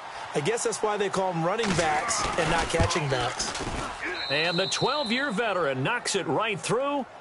So 2 minutes to go in a wild first half. Back with more NFC playoff action after this.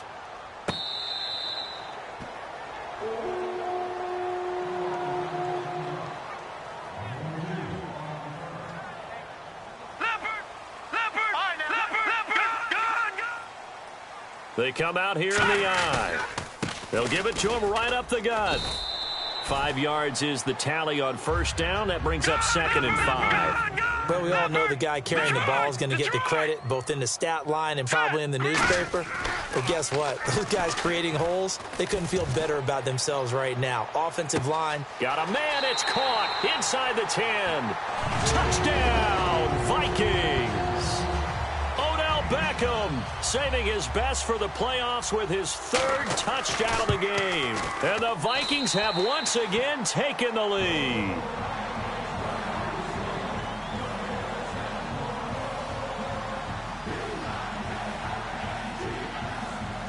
Minnesota's kick team ready, and the Vikings boom it away. That's fielded in the end zone. And he'll be brought down at the 23, make it the 24-yard line. Now the Falcons offense, they get ready to head back out here. And last time they got 3 points, but it was a chip shot field goal. And when you go to the sideline after a chip shot field goal, maybe the offense not too happy. It's a balancing act, isn't it? Because you're exactly right. They're none too pleased that they didn't punch it in for 6 points. But they also have to remember they did put points on the board. 3 points is 3 points. And in this league, you take points when you can get them. Not easily done. He goes for 18 there as the drive will continue. And now they're in the hurry-up. This guy's well on his way now to a big game on the ground. It's another good run there. Puts him over the century mark in yardage. And we're still in the second quarter. And a big loss here as he's taken down. Deion Jones in there to get him, and that's sack number 8 for him on the year. And the D-line pinching together must be expecting the run. Play action now, Mariota. And the hit jarred it loose. It's incomplete.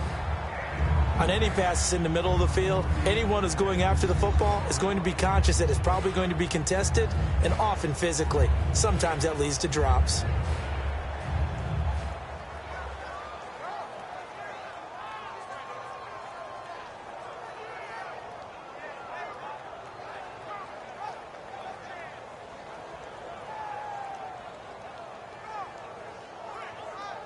Now hold everything here. We're going to get a timeout by the offense.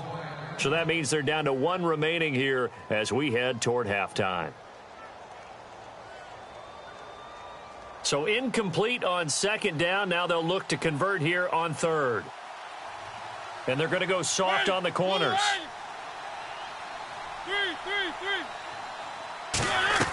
They go play action. Mariota. It comes, and he lost the football. Mariota had it jarred loose. So they escape, so to speak, maintaining the football. Defensively, though, another timeout called by the Vikings now. So that means they're down to 1 remaining here as we head toward halftime. Now Jordan Berry on to kick this one away.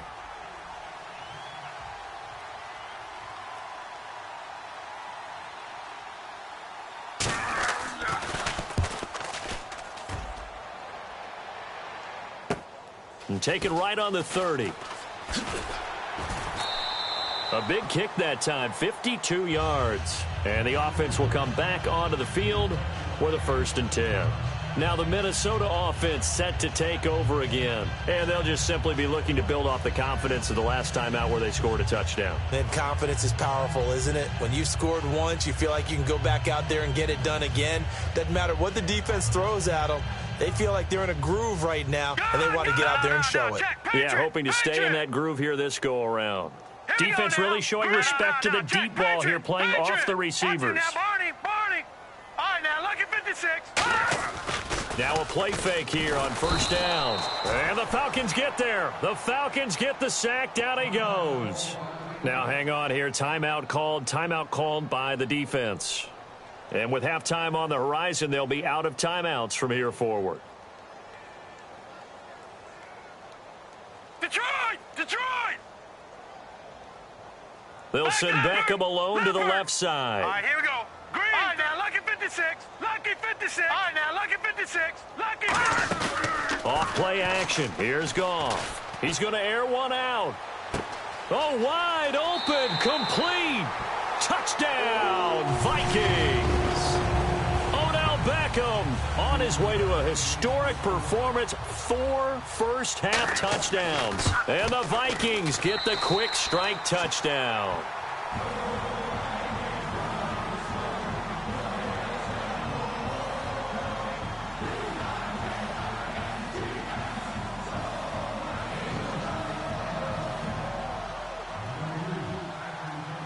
Set now to kick this one away, and off it goes. Short kick. One of the up middle take it now. So out come the Falcons now. And with time quickly fading here in the second quarter, not sure how aggressively, offensively they want to play this. I think we'll find out just how much they trust their guys in this situation if they decide to take a shot. They go play action here on 1st down. And they get to Mariota here as he's dropped on the sack.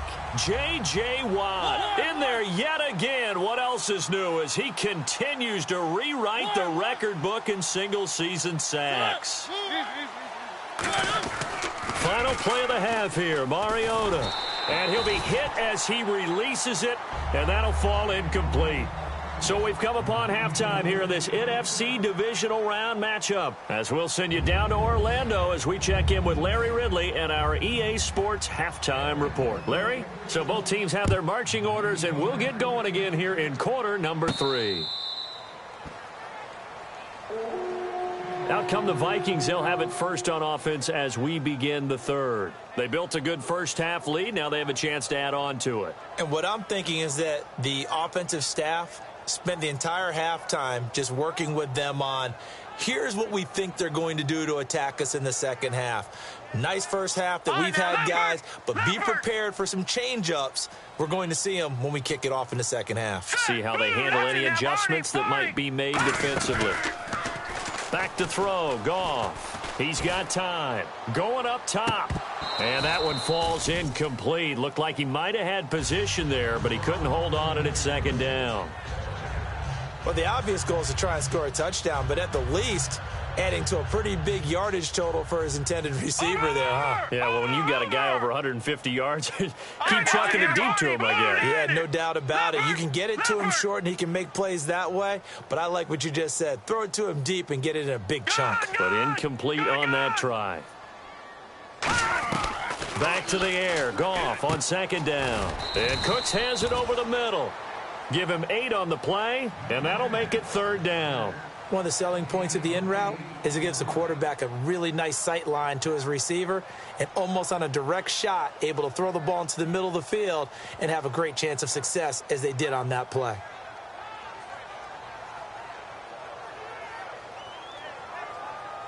Third down now following the completed pass. Back 99 Philly, here we go. Back 99 Philly, here we go. No, check, Patriot. Third and 2, Goff. Quickly to Gronkowski, that's caught. And he's taken down at the 43, but not before picking up the first. And there's another completion to the tight end. And let's face it, it is hard to overthrow a 6'6" target. It is indeed. Quarterbacks like their speed guys. They like that huge 6'6" target that they've got in him. They really do, and it reminds me of what one great tight end told me once. He had told his quarterback, just make sure you throw it up there, you know, kind of like put up in the top shelf where the kids can't get it. They'll give it to him right up the gut. And he'll be taken down, but not before he gets into enemy territory. Well, that's the desired outcome coming out here in the second half of being able to run the football and establish a little bit of pace and maybe even a bit of dominance at the line of scrimmage. And they want that to continue. Way too early to think about this being ball control time. But the way they're running it, you got to think they may want to continue that and see if they can go ahead and grind their opponents into submission.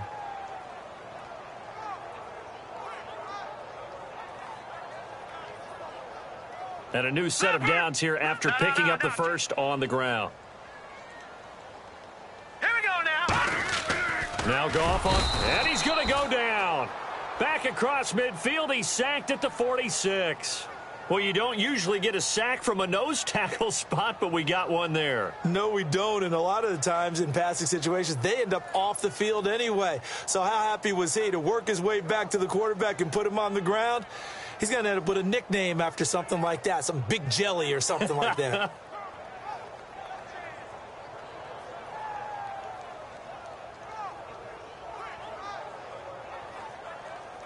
Detroit! Back 99 Philly, here we go. Hurry up, here we go. No, check, Patriot. Gun. Over. They'll fake the handoff. Now Goff. He's got time in the pocket. He's going to fight. It's caught inside the 25. That goes for a gain of 31. Now, that play will end up on the highlights, and you'll see it all over the place. But what you won't see, the offensive line that bought the extra time, that allowed for the big completion downfield, those guys made that play possible. They'll send Beckham alone to the left side. On first down, and no escaping this time as he'll go down. They got him for a sack. The sack recorded. It's a loss of 5, and now it's second down. Inside 4 minutes to go, third quarter. All right, here we go. Here's Goff now on second down. Caught left side, it's Beckham. And he'll be out of bounds as he gets this down to about the 21 or 22.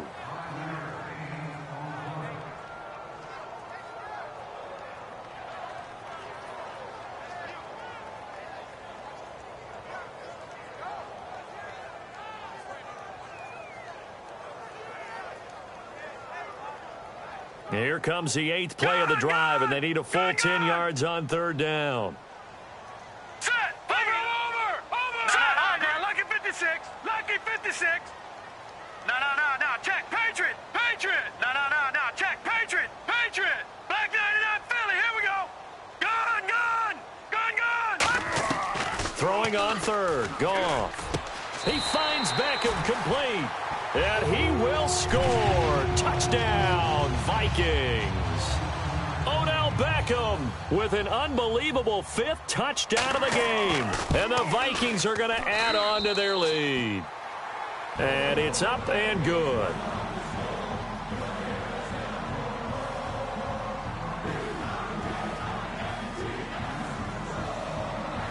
The kickoff team on the field now as they will send this one away.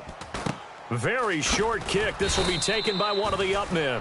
And they're going to be set up in excellent field position up past the 45. Here comes the Falcon offense now as they get set to take over here. They were able to get the stop defensively. Now a chance really to set the tone here in quarter 3.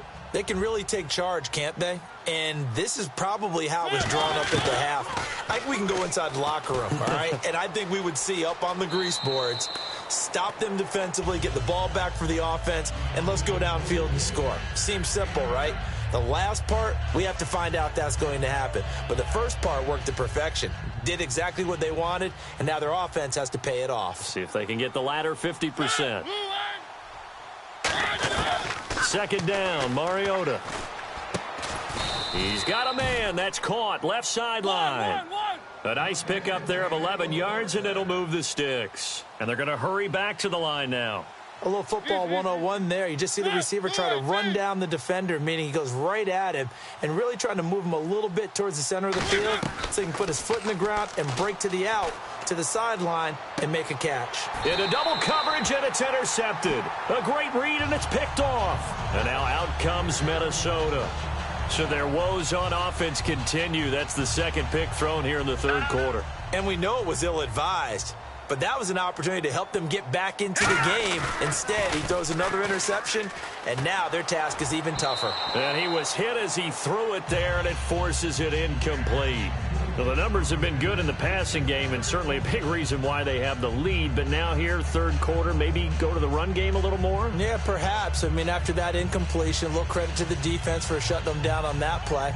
Maybe you try and run the football a little bit more in this spot. But they have to feel good about how they've been throwing it overall. And on 2nd and 10 now.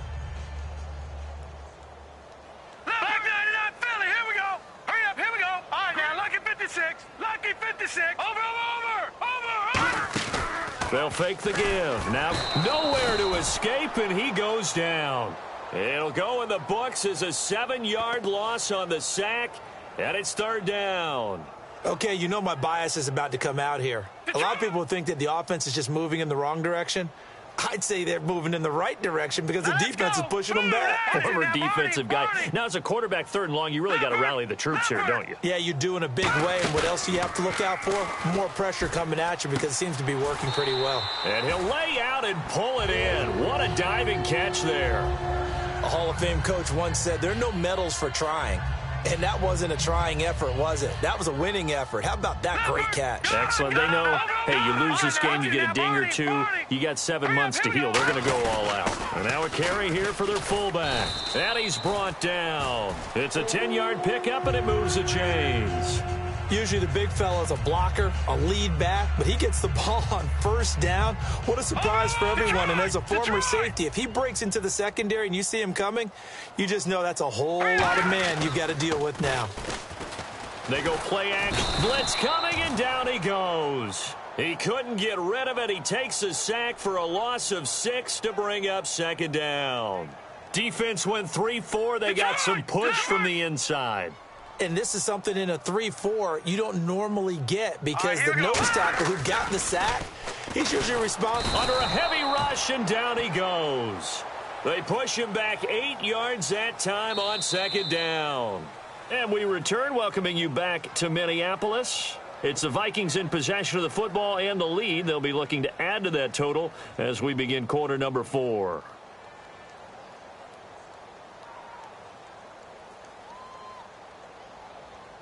No, check, Patriot. They'll send Beckham alone to the left side.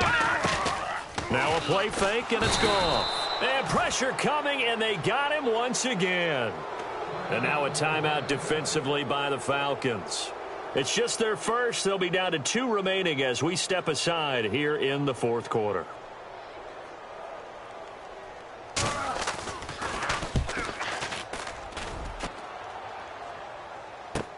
Taken in at the 22.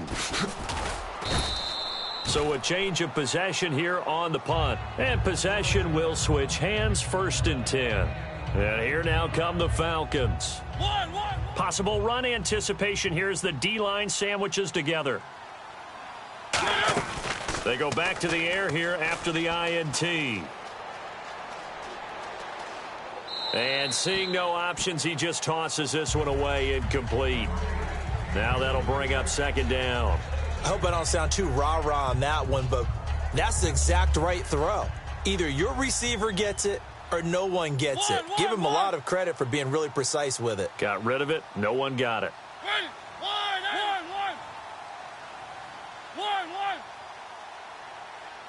And the back goes into motion. Throwing again. Mariota on 2nd and 10. He's going to float this one deep right side. And for a third time tonight, he's intercepted.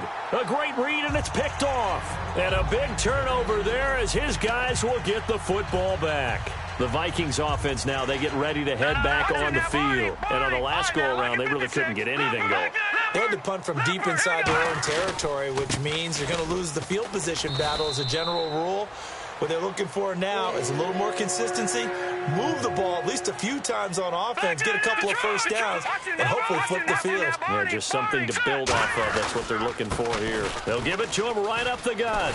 And he's brought down. And a nice carry there of 15 yards. When a coaching staff sees their team run the ball this successfully in the fourth quarter, they're really excited because you can plan for a running game all you want and want to press that advantage when you get it.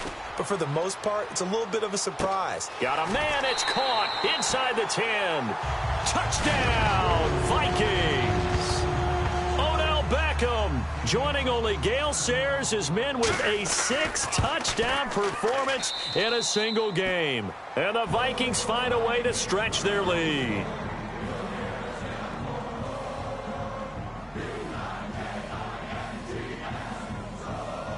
Out is the kickoff unit as they run up and send this one away. This is fielded a couple yards deep.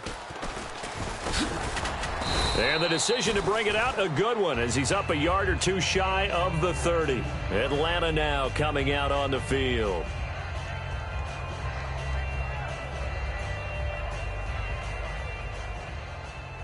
Shift together here from the D-line. One receiver left, 3 to the right.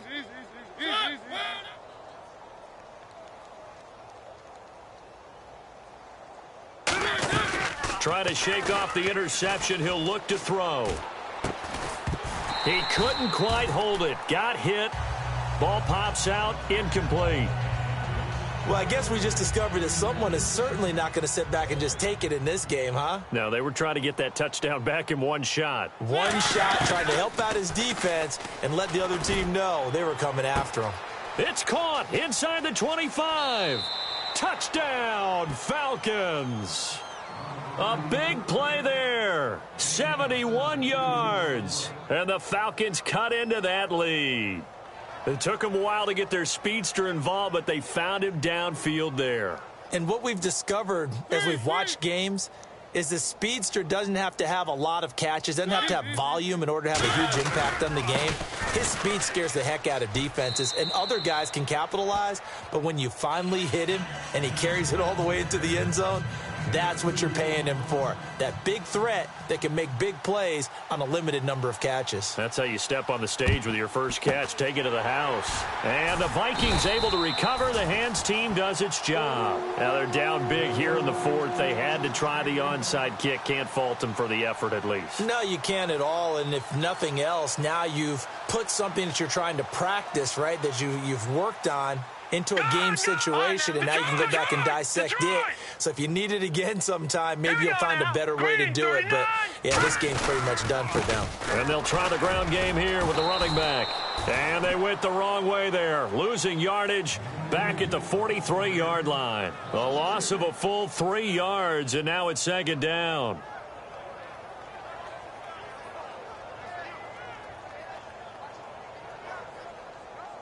Detroit!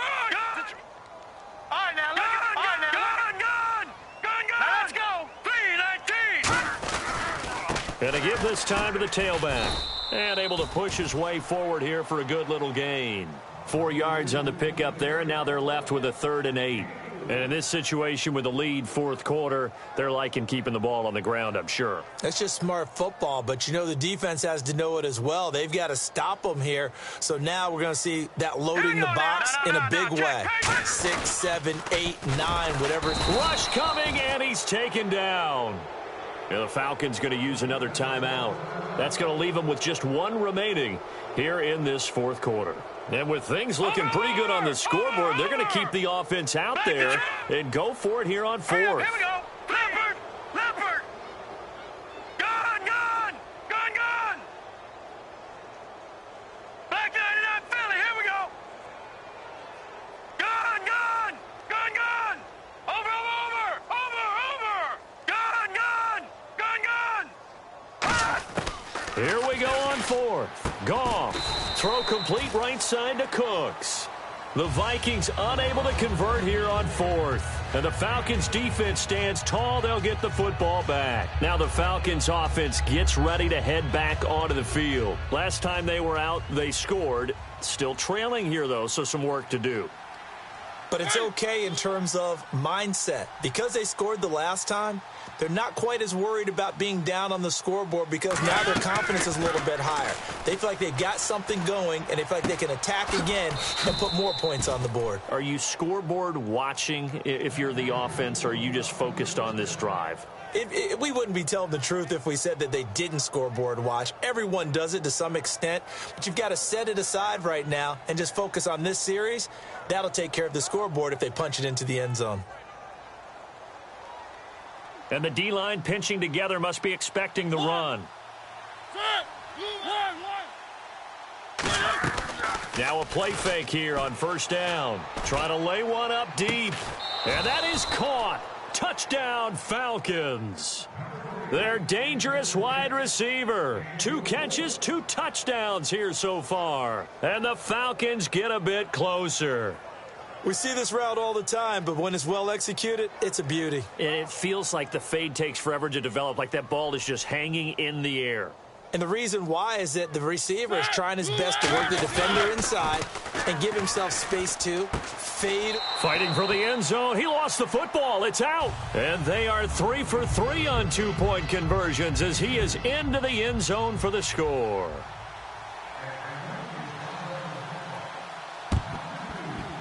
And the Vikings able to recover. The hands team does its job. The risk reward of the onside kick. When you don't get it, the risk comes out to play, and here they gave up great field position. And that's the key to everything because you're trying your best to press advantages when you have them. And field position leads you to that type of play calling. And whether you want to blitz or whether you want to throw the ball deep, those types of things, now they've given up that type of field position, the advantage is switched to their opponent. And incomplete as he was knocked as he threw it, and it took the ball off course. The good signal callers would never go back in the huddle and play the blame game because they need those guys to protect him. But on that last one, his offensive line, they lost their leverage very quickly, and that's why they were able to get to him and hit him as he tried to throw the football and force an incompletion. Watch it now, Barney. 2nd and 10. Goff again. And intercepted. Maybe the turning point they need. Picked off by the former first-rounder, D. Milliner.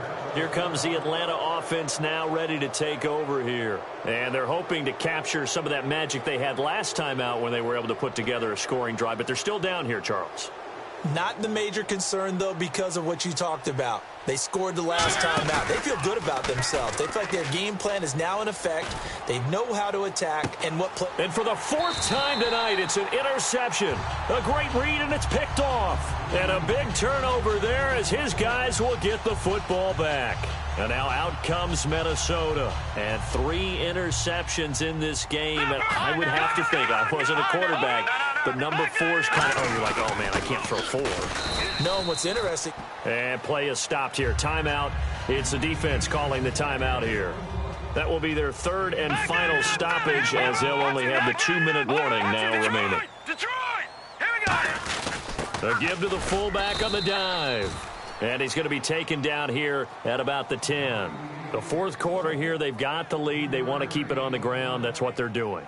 Smart football. Keep the clock grinding. Keep it going. But you got to figure now they're going to see more people stacked up at the line of scrimmage as they try and bleed it out. And on 3rd and 3, they decided to go with a dime package. 6 DBs. Yeah, you're right. They've got 6 out there. Lucky 56. Lucky 56. Over. Detroit.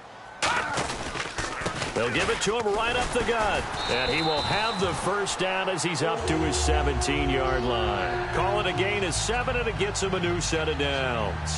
On 3rd down, that's a good job of situational football and understanding where the first down marker was and getting there.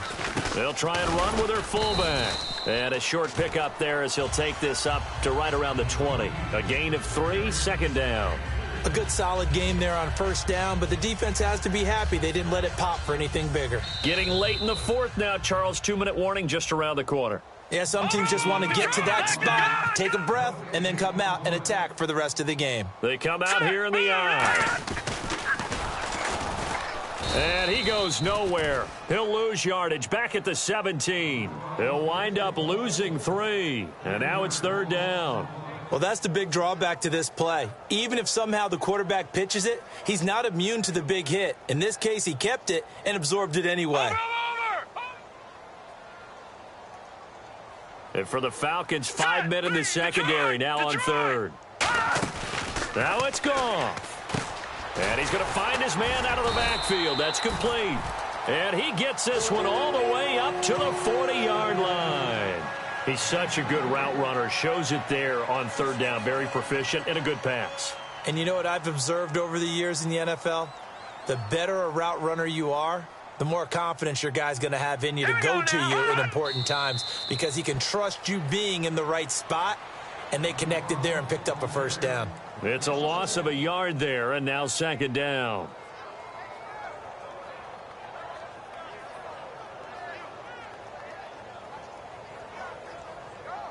Offense walks to the line for play number 7 of the drive.